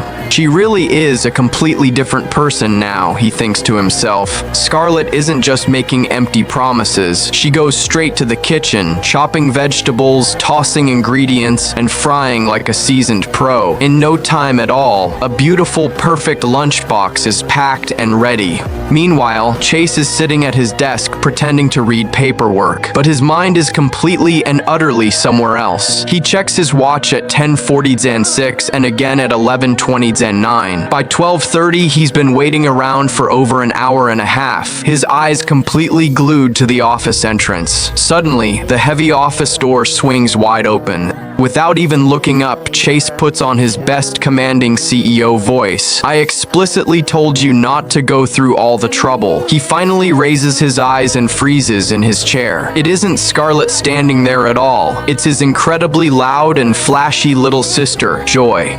Joy bursts into the room, overflowing with energy. "Hey big bro, let's go grab some food. There is an amazing new seafood spot right downstairs." Chase's heart sinks instantly into his chest. All that anxious waiting was for absolutely nothing. "Let me guess, you ran through your monthly allowance again," he teases. Joy grabs his arm tightly, laughing off his comment. "Come on, stop being such a boring party pooper. Let's go." Chase can never say no to his little sister, so he heads down with her. They walk out of the main corporate lobby, arm in arm, laughing up a storm and enjoying the sunny afternoon. And right at that exact second, Scarlett arrives holding the lunchbox. Seeing the two of them looking so incredibly close and happy, Scarlett completely freezes in her tracks on the sidewalk. From where she's standing, the girl looks sophisticated, wealthy, and absolutely perfect for a man like Chase. Scarlett forces a bitter, painful smile to her lips. "No wonder he keeps telling me our engagement is just a business deal." She thinks to herself, her eyes tearing up. "He doesn't care who I date because he is already in love with someone else." Completely heartbroken, Scarlett turns around and runs away in tears. To make matters even worse, as she blindly rushes down the concrete steps, a distracted guy staring at his phone slams directly into her. Scarlett hits the hard ground, and the lunchbox goes flying through the air. The food she spent hours carefully preparing is completely ruined on the street. Instead of helping her up or apologizing, the rude guy yells right in her face, "Hey, watch where the hell you're going, lady." Looking at the ruined food scattered everywhere, Scarlett buries her face in her knees on the sidewalk and breaks down sobbing. Back upstairs, Chase returns to his office, feeling completely irritated. His executive assistant brings a fresh cup of coffee to his desk. "Hey, did anyone happen to drop by while I was out for lunch?" Chase asks, trying his absolute best to sound casual. The assistant blinks in confusion. "No, sir. Absolutely nobody. Nobody." Chase's heart drops straight to the floor.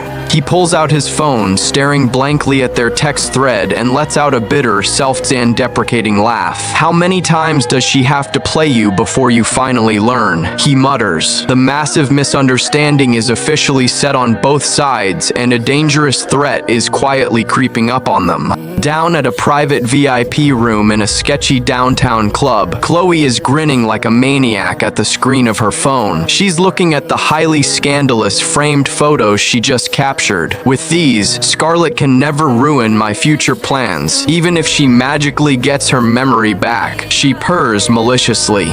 Behind her on the leather couch, Scarlett is passed out completely cold, totally wasted and vulnerable from the drug drinks. Chloe turns around to the two creepy, muscular guys standing nearby. "Strip her clothes off, every single piece of them," she orders coldly.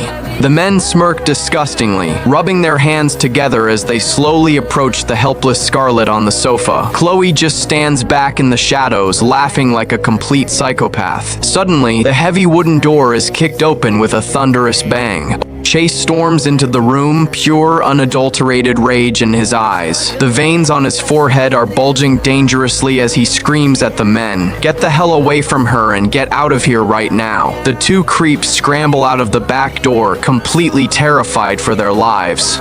Chase rushes straight over to the couch, his heart breaking into pieces. He rips his expensive trench coat off and wraps it tightly around Scarlett. Then he effortlessly lifts her up into a secure bridal carry.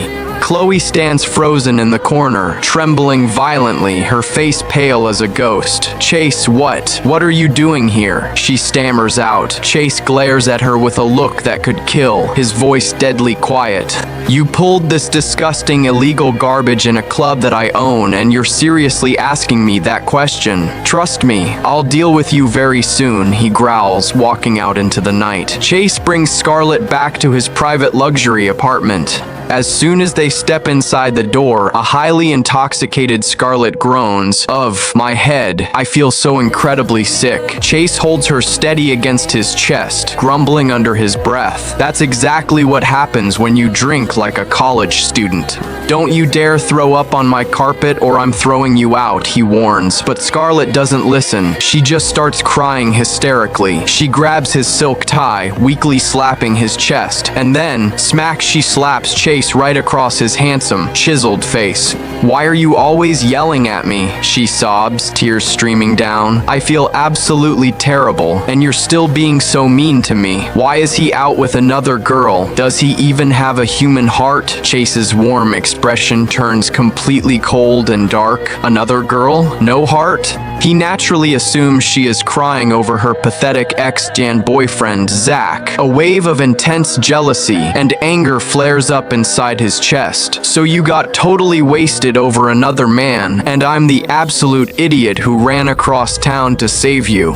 Furious, Chase drops her onto the couch, rips off his tie, and storms out. The very next morning, warm sunlight fills the spacious penthouse. Scarlett wakes up slowly on the couch, her head pounding like a drum. She rubs her sore temples, trying desperately to piece the night together. "My head hurts so bad. Wait, how on earth did I get back home? Wasn't I just having an innocent drink with Chloe last night?" Suddenly, the memories of her wild drunken antics flash through her mind. She vividly remembers Chase carrying her through the neons and lit streets. She remembers clinging tightly to his neck like a totally spoiled brat. "Wow, why are you so incredibly handsome?" She had giggled right in his face, and then she had forcefully kissed him out of nowhere, completely ignoring his shocked protests and struggling. But it gets so much worse than a random kiss. She actually climbed onto his back, riding him like a stallion around the living room. The great empress is finally riding her horse. "Giddy up, go faster," she had screamed at the top of her lungs like a total madwoman. "Oh my god, no, please tell me that was a dream." Scarlett gasps, snapping awake. Remembering how utterly embarrassing she was, she wants to die on the spot. She grabs a velvet pillow, covers her face, and rolls around the couch screaming, "This is a total disaster. How am I ever going to look Chase in the eye again?" Despite the crippling embarrassment, Scarlett knows she can't hide in her room forever. She carefully packs a hides-and-end, thoughtful apology gift and heads to his office. She takes a deep, anxious breath and knocks on the door, but the assistant opens it. "Hey there, I'm just here to see Chase for a quick second," Scarlett says nervously. The assistant looks incredibly uncomfortable but delivers the cold truth anyway. "Miss Scarlett, I'm so sorry, but Mr. Chase made his orders very clear. You are permanently banned from setting foot in this corporate building ever again." All the hope and light instantly vanishes from Scarlett's eyes. Honestly, it makes perfect sense. She acted like a complete psycho the night before. She lowers her head, forcing a weak, sad smile, and hands over the package. "Can you please just make sure he gets this? Thank you," she murmurs, turning away. Inside the office, Chase secretly watches her sad departure through the crack of the door. He waits until she is gone, then quietly takes the gift from his assistant's hands. By the time evening rolls around, the city sky turns dark and incredibly gloomy. Scarlett walks down the empty, quiet streets of her neighborhood, making a choice. She looks down at a happy photo of them together on her phone, her heart aching. He clearly doesn't want to see my face, and he already has someone perfect and beautiful like Joy by his side. If I keep forcing myself into his life, I'll just be an annoying burden, she thinks. Instead of waiting around to be brutally dumped, pumped, she decides to pack up and leave on her own terms with some dignity left. She walks back into her dark apartment, looks at their couple photo on the nightstand, and deliberately flips the silver frame face down onto the wood. She packs every single piece of her clothing into her suitcases and begins dragging the heavy luggage slowly toward the front door. But the exact millisecond she pulls the handle open, she completely freezes. Standing right outside in the hallway, blocking her only exit, is her supposed rival. It's Joy. Joy stares at the heavy suitcases, looking equally shocked and confused. Scarlett, what the hell are you doing with all those bags? The two women lock eyes in the doorway, and the air between them completely freezes. Cut to a scene later that week. A woman is sobbing uncontrollably in the CEO's office.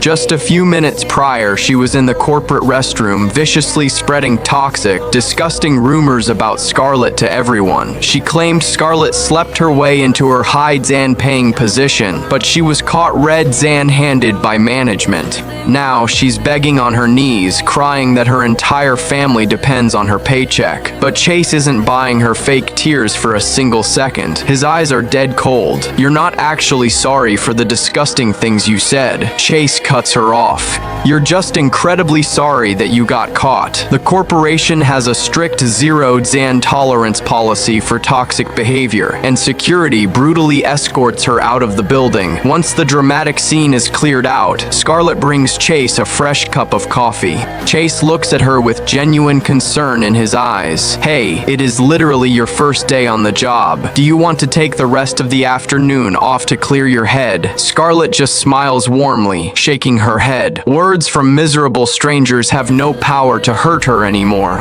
Plus, seeing Chase defend her honor like a protective, dominant husband felt amazing. It gave her a massive wave of security, heavily reminding her of their past life. But it seems like some people in the office just never learn their lesson. Back in the corporate restroom earlier that exact same afternoon, two gossiping employees were fixing their makeup in the mirror. They were talking mad trash about Scarlett, calling her a gold Zan-digging fraud. They had absolutely no clue that Scarlett was listening to every word inside the stall. In her past Imperial life, Scarlett chose to stay quiet and suffered because of it. This time around, she isn't letting a single person disrespect her name. Scarlett calmly walks out of the stall, grabs a plastic bucket full of dirty water, and dumps the entire thing right over the lead bully's head. Maybe that will finally wash that dirty mouth of yours, Scarlett says with an icy tone. The two terrified girls run out of the restroom screaming, but Scarlett swiftly cuts them off right in the middle of the main hallway. Do you genuinely think you can just run away without a formal apology? She demands. The bullies try to flip the script and blame her just as Chase walks around the corner. They quickly try to laugh it off, calling it a minor, silly misunderstanding. But Scarlett just smirks coldly. I have a perfect memory. Do you want me to repeat your exact words to the CEO? And that's the exact backstory of how they ended up begging for mercy on the office floor. Unfortunately, Scarlett's mountain of drama was far from over. Later that evening, her toxic, broke ex-Dan boyfriend, Zach, corners her on a dark street. He violently grabs her by the wrist, refusing to let go, acting completely entitled. Do you seriously think you can just dump me to become some billionaire's trophy wife? Fine, but you owe me $3 million in cash for wasting a year of my life, he snarls. Scarlett violently rips her arm out of his grip, completely disgusted by his audacity. Just as Zach loses his temper and tries to put his hands on her again, Joy steps out of a car and bravely puts herself between them to defend Scarlett. Chase arrives right behind her with a full team of professional security guards. Chase looks at the pathetic creep with total indifference. Don't worry about paying him any breakup fees, Scarlett. He can discuss his financial problems with the police department. As loud police sirens begin to wail down the street, Zach pales and runs like a coward. With the toxic ex officially handled, Chase hands Scarlett a clean handkerchief. Just cry if you need to. Keeping all that stress inside is bad for your health, he says. Looking up at his handsome face, Scarlett's mind drifts back to her childhood. She used to be so incredibly spoiled, arrogant, and stubborn. Her greedy father had forcefully arranged her marriage to Chase solely to secure a massive corporate merger for his own benefit. Young Scarlett had fought back with everything she had, screaming at the top of her lungs that she absolutely loathed Chase. Her father had slapped her across the face, calling her an ungrateful brat. Blinking back into reality, Scarlett looks up at Chase, feeling a wave of deep guilt. Tell me the truth, Chase. Do you like the old arrogant version of me better, or do you actually prefer the way I am right now? She asks softly. Chase looks at her for a long moment, giving his true answer silently in his heart. When Scarlett finally gets back to her apartment, she collapses onto the couch, her mind completely consumed with figuring out how to win his heart. She even opens up her phone assistant and types in a ridiculous question. How do you make a high-and-cold billionaire guy fall madly in love with you? Reading through the cheesy, dramatic romance stories online, her imagination runs wild. She visualizes a highly dramatic, slow-down motion scene with dim, colorful lighting and a passionate, breathless kiss in his arms. Oh, what on earth am I even thinking? This is so incredibly cringe. She yells out loud, aggressively snapping herself out of the daydream. But hey, they were literally husband and wife in a past life, so it's officially time to make a real Zan life move on him. The next morning, Chase formally appoints her as his new personal assistant. But modern corporate life is deeply confusing for someone from an ancient dynasty. When the head secretary informs her that Chase drinks extra Zan strong iced Americanos, Scarlett looks completely and utterly lost. What exactly is an iced Americano? And what on earth is an espresso machine? She asks with total sincerity. She proceeds to take notes on her tablet using a traditional calligraphy brush. The secretary just stands there, her jaw dropping, completely dumbfounded. To make matters worse, the toxic workplace gossip starts back up in the restroom. Did you hear about the new personal assistant? She doesn't even know how to use a basic coffee maker. How pathetic. She definitely used her body to secure that corporate position, they whisper. They are so busy laughing that they don't notice Scarlett standing right behind them, her eyes turning ice cold. Looks like another round of reality checks is coming up. The atmosphere inside the main executive office is thick with tension. Scarlett tearfully explains to Chase that someone is trying to blackmail her for a whopping $5 million in cash. If I don't pay up the money, they threaten to steal you away and then dump you to ruin your life. She cries out, looking distressed. Chase stares at her, his dark eyes completely unreadable and complex. Then, they get into a heated argument about their complicated past. I need you to see me for who I am today, not the horrible person I was before the accident, Scarlett pleads. The old version of me treated you terribly. I just want a clean slate with you. Chase looks deeply confused, reminding her that they've been legally engaged since the very beginning anyway, so a fresh start shouldn't be this hard. Later that evening, Chase looks completely exhausted from working overtime. Scarlett gently places a special warm wellness tea on his desk to help his energy. They try their best to be polite to one another. Bins all the forced kindness makes the massive office feel incredibly awkward. Before long, even more chaos walks right through the front door. Joy storms into the executive suite, aggressively confronting Scarlett at her desk.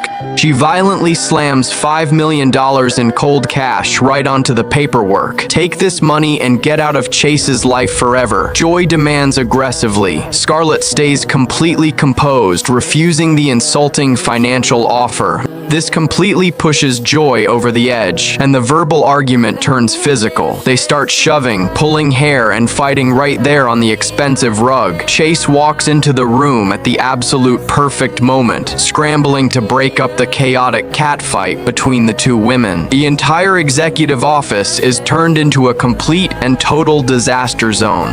But Joy has no intention of stopping just because Chase intervened. Over the next couple of weeks, she constantly barges into his office, picking petty fights and trying to get Scarlett fired. Despite the relentless psychological attacks, Scarlett keeps her guard up, handling every single insult with absolute grace and cool indifference. Later that night, Scarlett decides to test the waters with Chase. "Hey, would it be okay if I stayed over at your place tonight?" she hints softly, trying her best to bridge the distance between them. But Chase shuts her down instantly with a cold corporate tone, claiming they both have an incredibly early shift at work tomorrow. The pettiness continues the next day when Scarlett is preparing his drinks. Joy tries to pull another mean stunt, but Scarlett cuts her down instantly. "I don't take orders from you, and I am never leaving Chase's side," she says. Finally, seemingly exhausted by the endless fighting and corporate drama, Chase looks down at his desk and makes a shocking statement. "I've made my decision. I'm going to give Joy one more chance," he tells her. Hearing those words come out of his mouth, Scarlett feels her heart turn to pure ice. "How can a powerful man like you be so incredibly weak?" she demands fiercely, her trust in him completely shattering into a... In the CEO office, Scarlett waited in line for an hour just to bring Bowen some pastries as a thank you. But Bowen was used to the old Scarlett being spoiled and dramatic, so he just looked at her coldly. He brought up her messy past right to her face. He mocked her, saying she used the exact same Made with Love trick last month to scam a prime piece of Chicagoland out of him. Scarlett couldn't even defend herself. She left the room feeling completely wronged and heartbroken. But the moment she walked out, Bowen, who always pretended to be tough, actually tasted a pastry. As he watched her walk away, he muttered to himself, "Since she lost her memory, she actually seems way easier on the eyes." Meanwhile, Chloe wanted to completely ruin Scarlett's engagement. She dragged Scarlett to a bar and set her up to have drinks with a creepy guy named Zach. When Bowen arrived at the bar with a carefully chosen gift, he saw the most heartbreaking scene at the front door. Zach was tightly grabbing Scarlett, trying to force a kiss on her. Scarlett fought back with everything she had and slapped the creep right across the face. Bowen stepped up to confront them, his blood boiling. Chloe immediately flipped her victim switch, crying that Zach was Scarlett's true love. Zach shamelessly blamed Bowen, lying that he couldn't visit Scarlett in the hospital because Bowen's medical group blocked him. Hearing this, Scarlett misunderstood Bowen even more. She looked at Bowen coldly and said with total finality, "I think it is best we just go our separate ways." On the drive back, the silence in the car was absolutely suffocating. Scarlett firmly demanded to call off the engagement. She even lost her temper and insulted Bowen, calling him a cheap, low-class hustler who just got rich quick. Bowen swallowed his anger despite the harsh words. When the car hit a sudden bump, he still leaned over quietly and gently buckled her seatbelt for her. Bowen let out a cold laugh and told her she should wait until her memory came back before making a choice. Scarlett listened to him, and her heart actually started to waver a bit. But then Bowen dropped a total bombshell on her. He asked her if she remembered throwing a massive fit to break the engagement just for that creep Zach. He reminded her that she used to swear she'd marry into money, even if it was her second wedding. Scarlett froze right on the spot, completely speechless at how reckless her past self used to be. Just as the drama in the car settled down, a new crisis hit them. Scarlett got a message from Richard demanding she come home for dinner this weekend. He claimed that there shouldn't be any bad blood between a father and his daughter. Scarlett leaned on Bowen's shoulder and saw right through it. She cut straight to the chase and said this dinner was just a trap because he wanted to drain whatever value she had left. Still, knowing Bowen would be there with her gave her a lot of comfort. She stepped forward and gently tied Bowen's tie for him. The romantic tension between them was off the charts at that moment. The weekend arrived and the tense family dinner started exactly as expected. The moment they sat down, the dining room turned into a silent battlefield. Bowen fiercely protected his fiancée and tore right through the family's fake smiles. He said coldly, "So the nanny is welcome at the table, but your own daughter gets criticized for coming home late. Your family values are truly something else, Richard."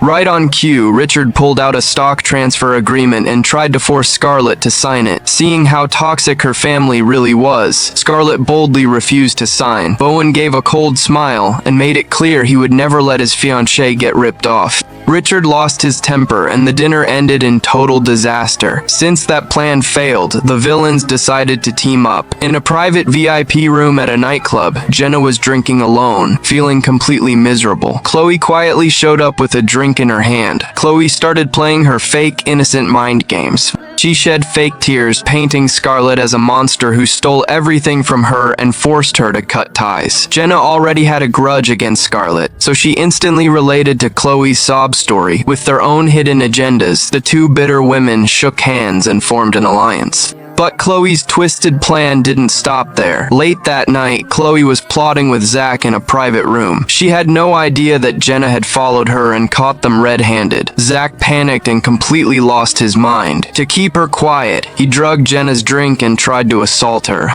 Just as Jenna was fighting for her life in absolute terror, the door was violently kicked open with a loud bang. Scarlett walked in holding a wooden club like a total badass. She swung the club and knocked Zach out cold with one hard blow, saving a barely conscious Jenna just in time. Then she calmly called the cops. The police arrived quickly, handcuffed Chloe and Zach on the spot for assault, and dragged them away.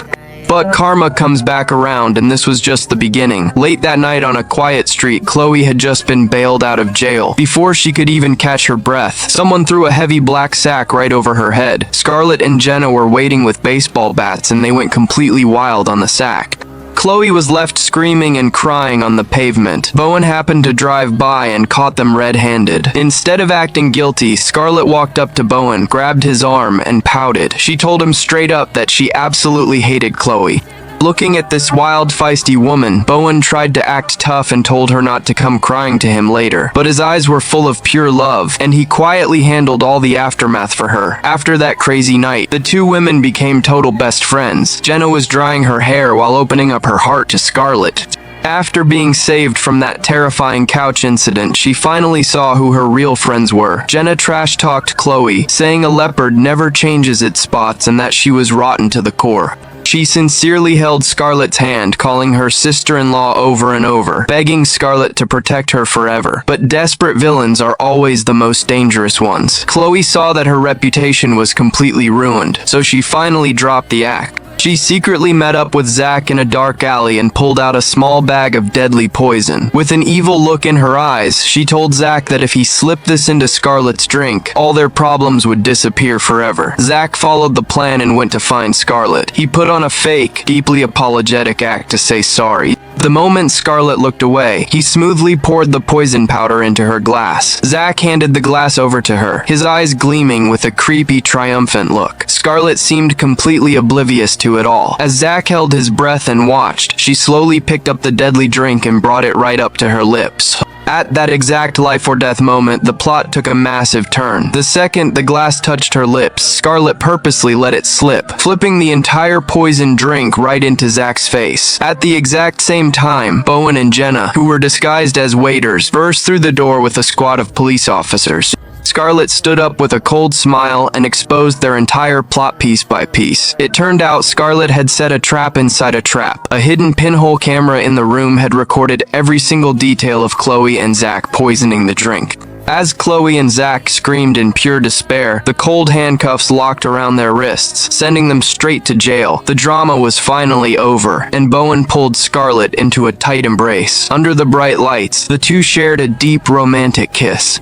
In this glamorous, wealthy world, Scarlett was looking coldly at the paperwork in her hands. She never expected her late mother to leave her a whopping 10% of the family company. On top of that, there was a trust fund worth a stunning $100 million. Looking at these insane numbers, Scarlett felt a sudden chill run down her spine. Her dad, Richard, was just a gold digger who got rich off her mother's money. Did he purposefully raise her to be a clueless, spoiled brat just so he could steal this massive inheritance for himself? Scarlett slammed the paperwork onto the desk with a cold laugh. She looked straight at Richard sitting across from her and mocked him without holding back. "Wow, Dad, you really thought you had this all figured out, didn't you? My mom left me this massive fortune, and you thought you could just take it for free? An insulting contract like this honestly makes me sick to my stomach." Richard was furious that his own daughter saw right through his act, so he slammed the table and yelled, "How dare you talk to me like that? I am your father." "A father? I don't see any love in this contract. Dad, I just see a cheap hustle," Scarlett said, her words cutting deep.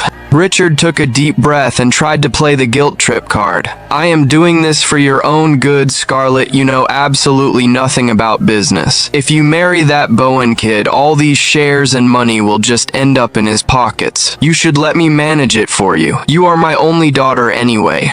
When I pass away, this whole empire is going to be yours anyway." Scarlett let out a sarcastic laugh. "Yeah, well, you never know. People have kids pretty late these days. With modern medicine, who knows if you'll have a surprise son down the road. Bottom line, I am never signing this. If you want my shares, buy them from me at market price." Richard completely lost it and smashed his teacup on the floor. A flying piece of porcelain sliced right through Scarlett's arm, leaving a bright red scratch. Just as Richard was about to step toward her angrily, the door was slammed open with pure force.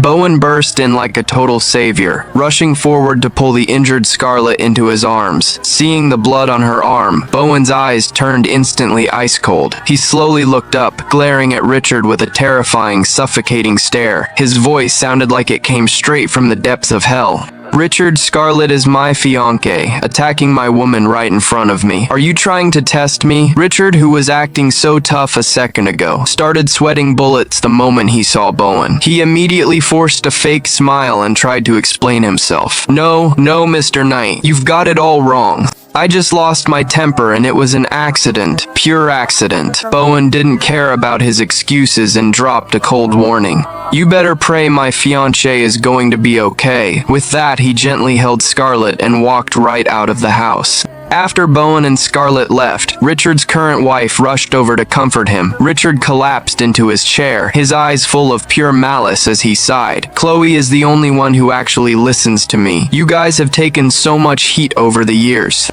The evil stepmother immediately seized the moment to talk trash. "We get it, honey. You are just doing what is best for this family. Blame Scarlett's late mother. She was way too calculated back then. Now Scarlett is acting exactly like her. She won't even listen to her own father. She thinks she can do whatever she wants just because she has Bowen backing her up now." Richard let out a bitter, vengeful laugh. "Backing her up. Let's see how she survives when Bowen gets sick of her." The stepmother looked a bit worried. But Bowen honestly looks like he is totally obsessed with her. An evil, calculated look flashed in Richard's eyes. "Our family definitely needs to merge with the Knight family. But who says the bride has to be Scarlett?" Hearing this, the stepmother smiled wickedly. "I get it now. I'll call Chloe right away." Meanwhile, over at the Knight Group HQ, Bowen was completely oblivious to their plot. He was in his office admiring a wedding ring he designed himself. His assistant, Leo, was hyping him up like crazy. "Wow, boss, this is absolutely stunning.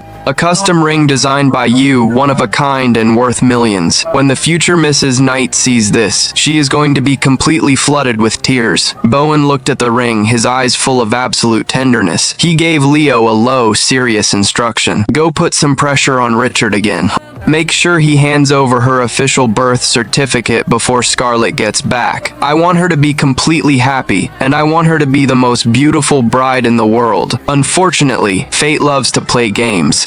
Because of all the secrets and heavy drama in the wealthy circle, Scarlett was standing alone in front of a psychic booth. She looked at the wishing tree with a sad smile, thinking to herself, "I guess I am just cursed when it comes to love. A happy ending isn't in the cards for me." But after the psychic studied her face carefully, his expression completely changed. He gasped in total shock. "This is unbelievable. Truly unbelievable. Your face shows a rare destiny, a soul that has lived a whole past life. Stop drowning in a past dream you can't bring back. Look at what is ahead and trust your own heart. True lovers always find their way back, and soulmates will always meet again." Hearing the words, past life made Scarlett freeze. Did this old man actually know her secret about being reborn? Before Scarlett could even process her thoughts, an uninvited guest showed up at the Knight Group. Chloe walked in wearing a sexy, sparkling silver dress, looking like trouble. She knocked on the office door and strutted in. Leo looked a bit awkward as he buzzed Bowen. "Boss, someone from the family is here." Bowen looked up, and the moment he saw Chloe, his expression completely hardened. "What are you doing here?"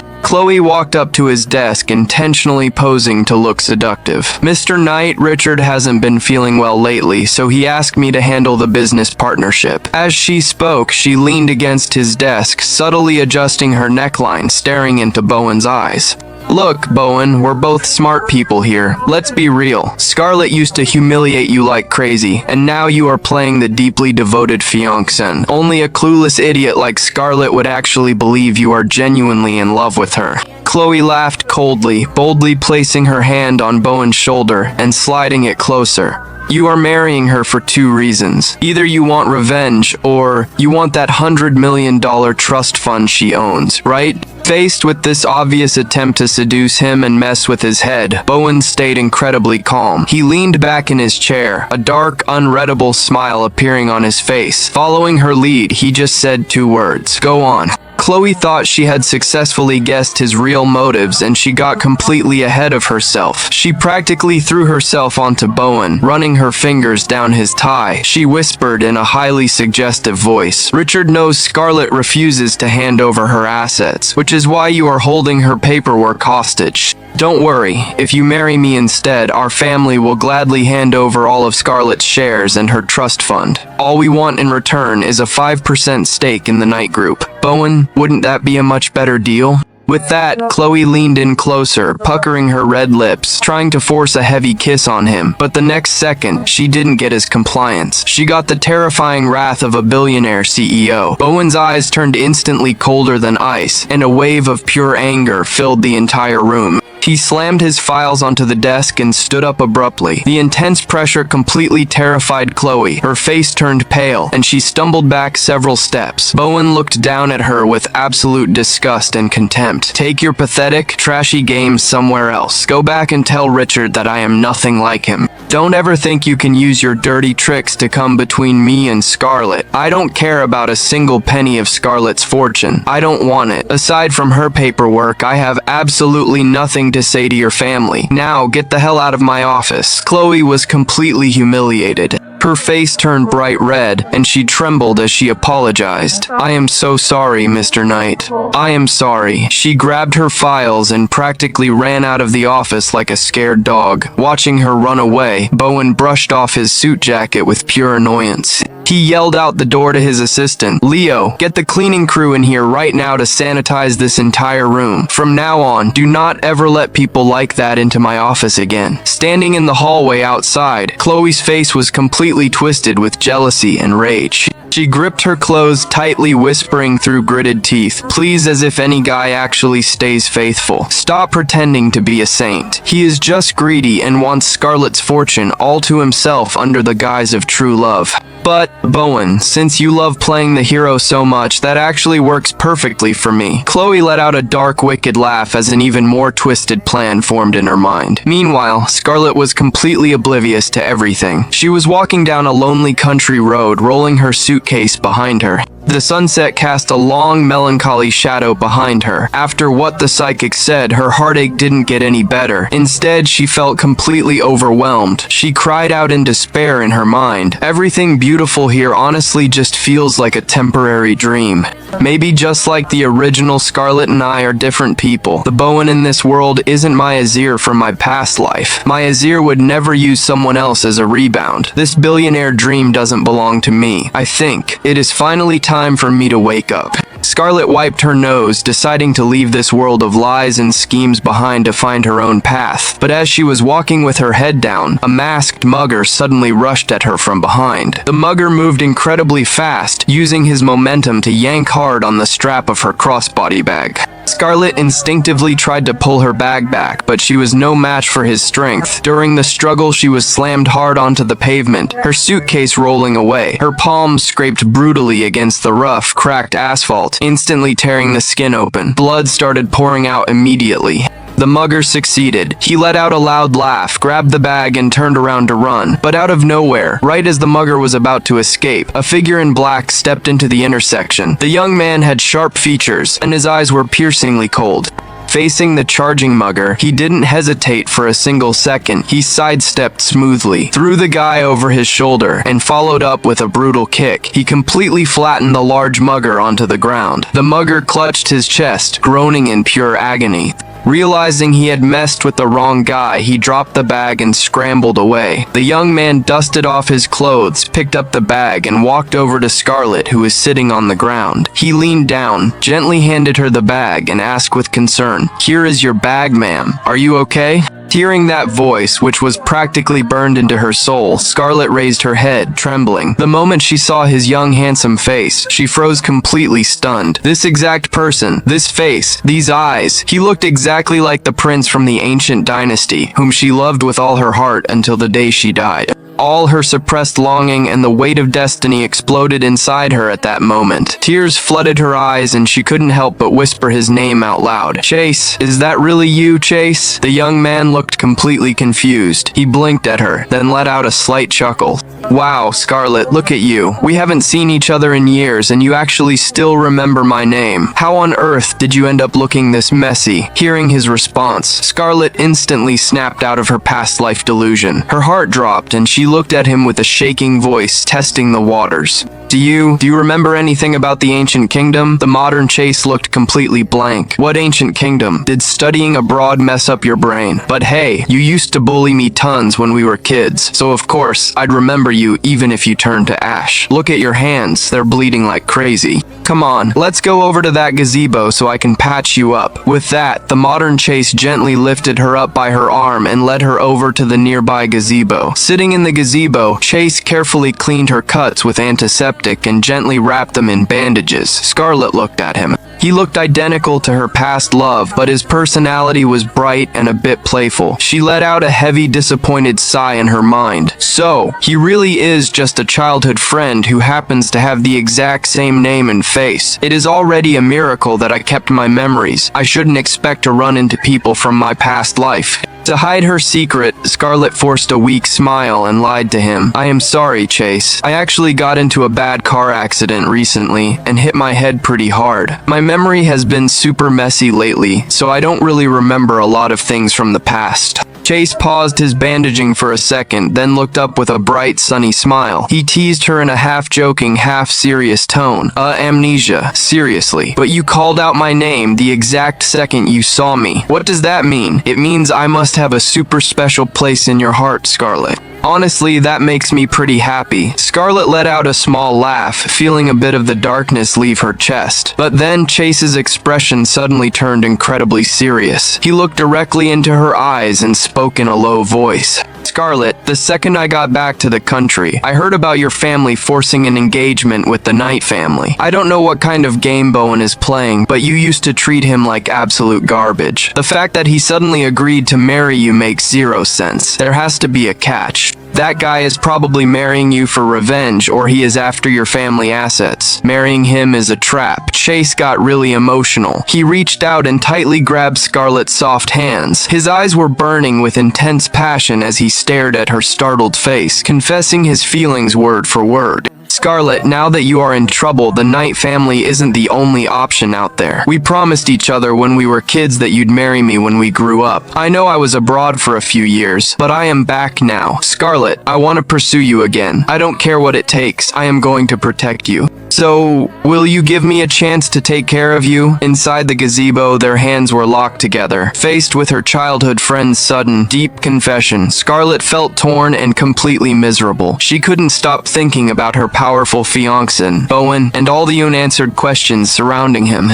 Meanwhile, just a short distance away in the dark shadows, a pair of ice-cold eyes was glaring right at them. The biggest killer in a relationship is letting go because you think it is best for the other person. Scarlet was sitting on her couch, her hands shaking as she sent one final text to Bowen. Every single word she typed cut deep. "I know you have someone else in your heart, and I know I am just a replacement. Let's just end this." She thought leaving was the right thing to do. She had no idea Bowen was completely losing his mind trying to find her across the ocean. While Scarlet was drowning in her sadness, Chase walked in holding a gorgeous gift box. Chase told her he wanted to win her heart again and gently invited her to be his date to the family gala tonight. Scarlett tried to turn him down by using her amnesia as an excuse, saying she forgot all the formal etiquette, but Chase showered her with compliments until she finally gave in and nodded. But when Scarlett put on the custom red gown Chase bought and looked in the mirror, she hated it. The deep V-neck and completely open back felt way too exposing for her conservative taste. It honestly looked like a piece of useless cloth she shouldn't wear outside. Since she couldn't convince Chase to change it, she grabbed a matching red sheer shawl and wrapped herself up tightly. But right as they were about to open the door and leave, the apartment door was kicked open violently from the outside. Bowen burst into the room looking completely exhausted, his eyes bloodshot.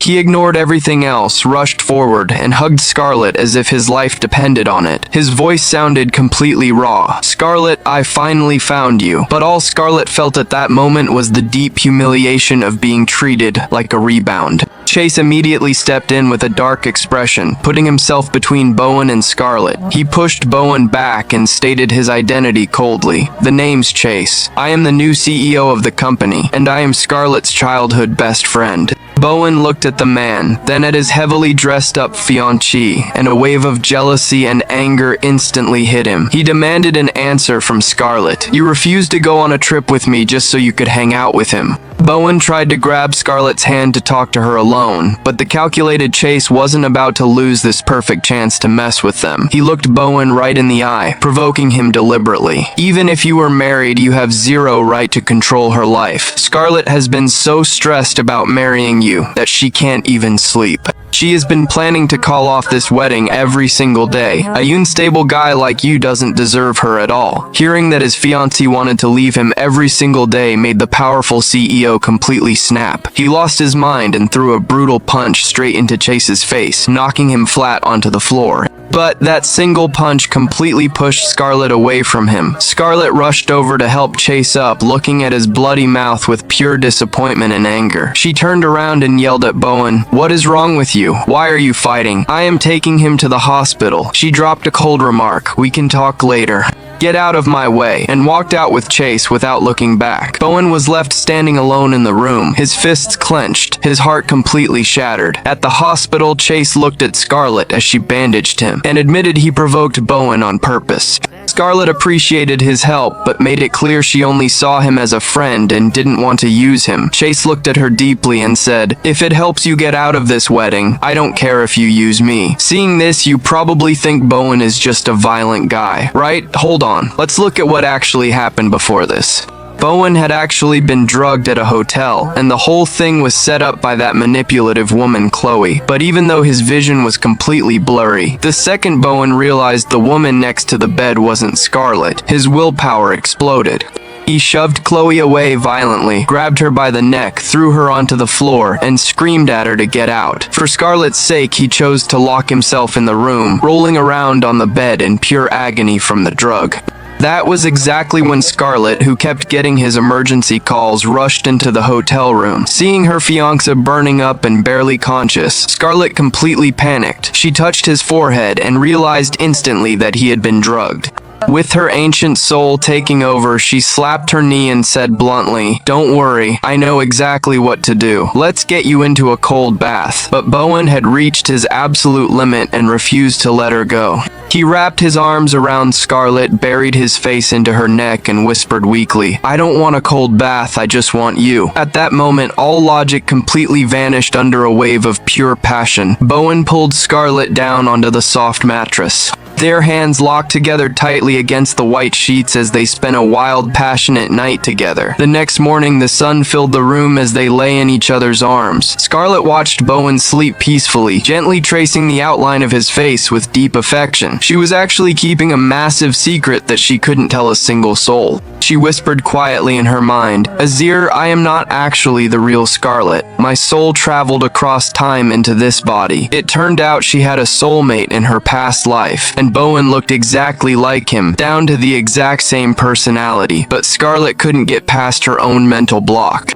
She didn't want them to just treat each other as ghosts from the past. With tears in her eyes, she got up and dressed. She left a heartbreaking breakup note on the desk. "Thank you for taking care of me, but let's break up. Don't contact me again." She placed the note by his pillow, grabbed her suitcase, and walked completely out of Bowen's life. Cut back to the present timeline inside the VIP lounge at the bar. After learning that Scarlett left with Chase, a heartbroken Bowen sat on the couch drinking himself into a stupor. His sister Jenna saw her powerful brother looking completely broken and let out a sigh. "So Scarlett really dumped you, huh?" Bowen covered his face in pure agony. He couldn't understand why she became so cold when they were literally planning a wedding. Seeing her brother suffer so much, Jenna finally confessed in a tiny voice. She admitted she was the one who told Scarlett about him having a secret replacement girl. Hearing this, Bowen jumped right off the couch, nearly spitting out his drink in pure shock. He yelled in anger, "What on earth are you talking about? I don't have a replacement girl." Jenna was completely confused now.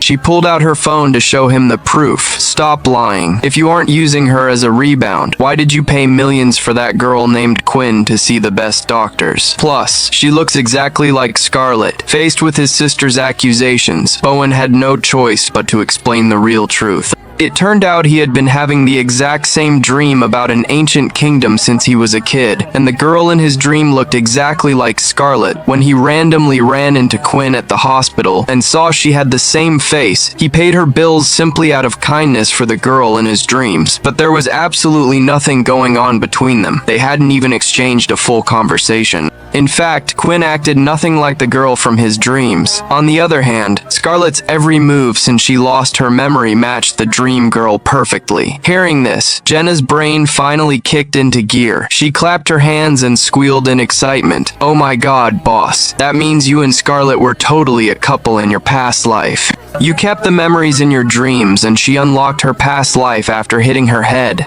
Seeing his sister getting all excited about some epic destiny romance, Bowen's veins practically popped on his forehead. He grabbed her face and squeezed her cheeks, roaring through his teeth. "My wife literally ran away because of your stupid mouth. She blocked my number. You better figure out a way to help me win her back right now." In the first year of the ancient dynasty, the wedding candles burned low. The Empress Scarlett wanted to cut off her connection with the Emperor, Bowen, for his own safety. In her final moments, she put on a cruel act to push him away. After Bowen left in a fit of rage, she coughed up blood and passed away, her heart full of unspoken love. Time jumped all the way to the year 2023. Scarlett was now a wealthy heiress, and the drama from her past life seemed to return in the form of her toxic friend, Chloe. Scarlett figured out Chloe's shady schemes, but Chloe retaliated by pushing her down a flight of stairs. Just when everyone thought she wasn't going to make it, the ancient empress suddenly snapped her eyes open on the hospital bed. The amnesiac Scarlett looked at Bowen, who looked identical to her past love, and instinctively tried to hold on to him as her lifesaver. But Bowen, the elite CEO of the Night Group, only remembered the old Scarlett who was materialistic, greedy, and full of lies. He rejected her coldly, brutally tearing down every single trick she used to play under the guise of love. Chloe didn't stop there. She teamed up with that creep Zach to set up a messy situation at a bar to break Bowen's heart. With all the misunderstandings piling up, Scarlett and Bowen ended things. Through all the corporate greed and relationship drama, Scarlett finally saw the true colors of the people around her. In this high-stakes wealthy circle, Scarlett showed a level of fierceness she never had in her past life. After destroying her family's toxic dinner trap, she jumped into danger to save Jenna, completely breaking the villain's alliance apart. Right at that moment, an unexpected medical report revealed she was pregnant, throwing her life into another massive twist. Her loyal protector from her past life, Chase, reappeared by her side in the modern world. The two talked openly and cleared up all the old secrets and lies from the ancient dynasty. Meanwhile, through protecting her over and over, Bowen finally realized the woman in front of him wasn't that materialistic girl anymore. In the grand finale, faced with Chase's loyalty and Bowen's deep love, Scarlett made her final choice. She decided to keep the baby because it wasn't just a new life, it was the ultimate bond of their love across 2 lifetimes. With all the drama settled, Bowen looked at her gently as she opened her eyes in the hospital room. Every single regret from their past life was completely healed in the present. Inside the quiet, white hospital room, the morning sun gently warmed the bed. After surviving another major crisis, Scarlett slowly opened her eyes. She saw her CEO fiancé Bowen tightly holding her hand, sitting right by her side without leaving for a single second. After surviving a literal life or death situation, Scarlett felt felt like everything was just a beautiful dream. Bowen noticed her confused look, his eyes full of absolute love and tenderness. He joked with a smile, telling her she should pinch him right now to make sure it was real. Seeing a smile finally return to her face, Bowen's expression turned incredibly serious. He slowly reached into his suit pocket and pulled out the gorgeous diamond ring. Inside this hospital room that had seen so much pain and healing, Bowen gently slipped the ring onto Scarlett's finger. He promised her that for the rest of their lives, no matter what happened, she had to talk to him directly if she ever had doubts. Their two bruised hearts were locked together perfectly at that exact moment. But right as Scarlett drifted back into a peaceful sleep, a distant, tragic memory flashed through Bowen's mind. Back in that ancient kingdom, a past life, Bowen wore his royal robes, crying as he held Scarlett's cold body. He made a solemn vow by her bedside, begging her to wait for him on her path to her next life. He swore he would find the person who murdered her inside the palace walls, settle the bloody score, and leave his empire behind to find her. They promised to share life and death in that world, and meet again in the next.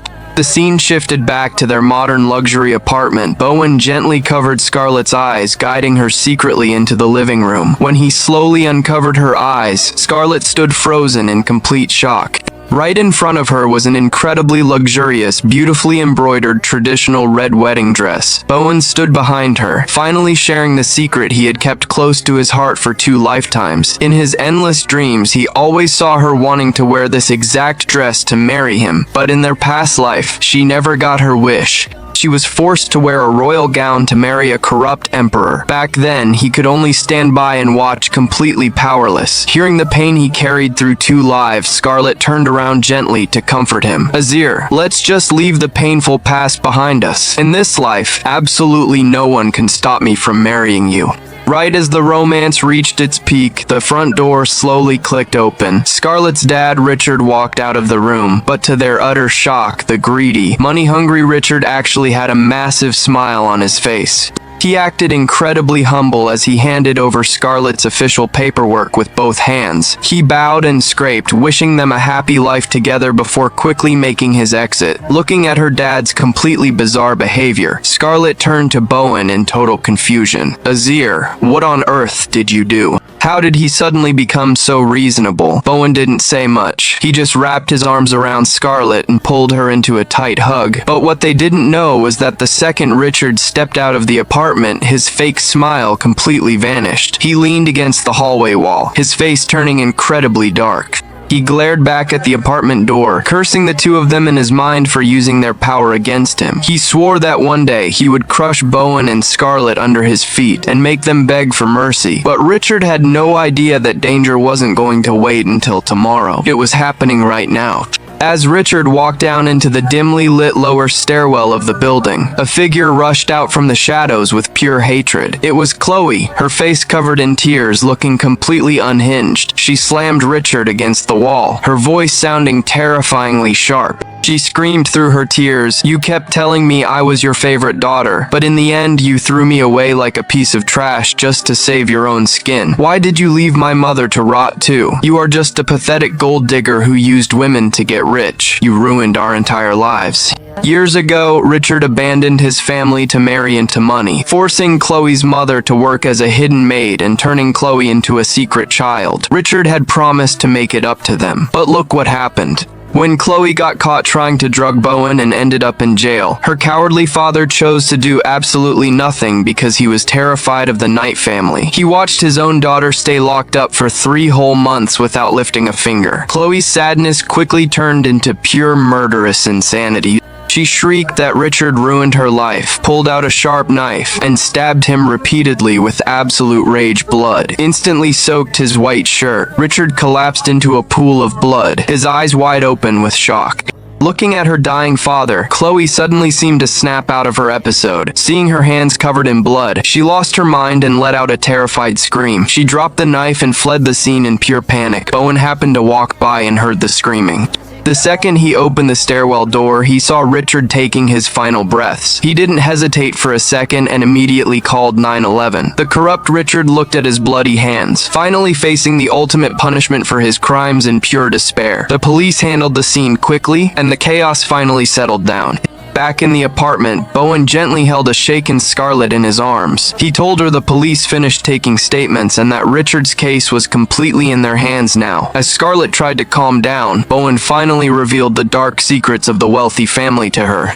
It turned out Chloe was actually Richard's secret daughter from an affair all along. That monster Richard had hired people to kidnap Scarlett and tried to kill her. He did it all so that her family's massive fortune and her mother's trust fund would turn into an inheritance. Since they weren't married yet, Bowen wouldn't be able to touch the money, and the entire fortune would go straight to Richard and Chloe. Karma always catches up to the wicked. Chloe honestly thought her father would bail her out, but she ended up being the scapegoat left to rot.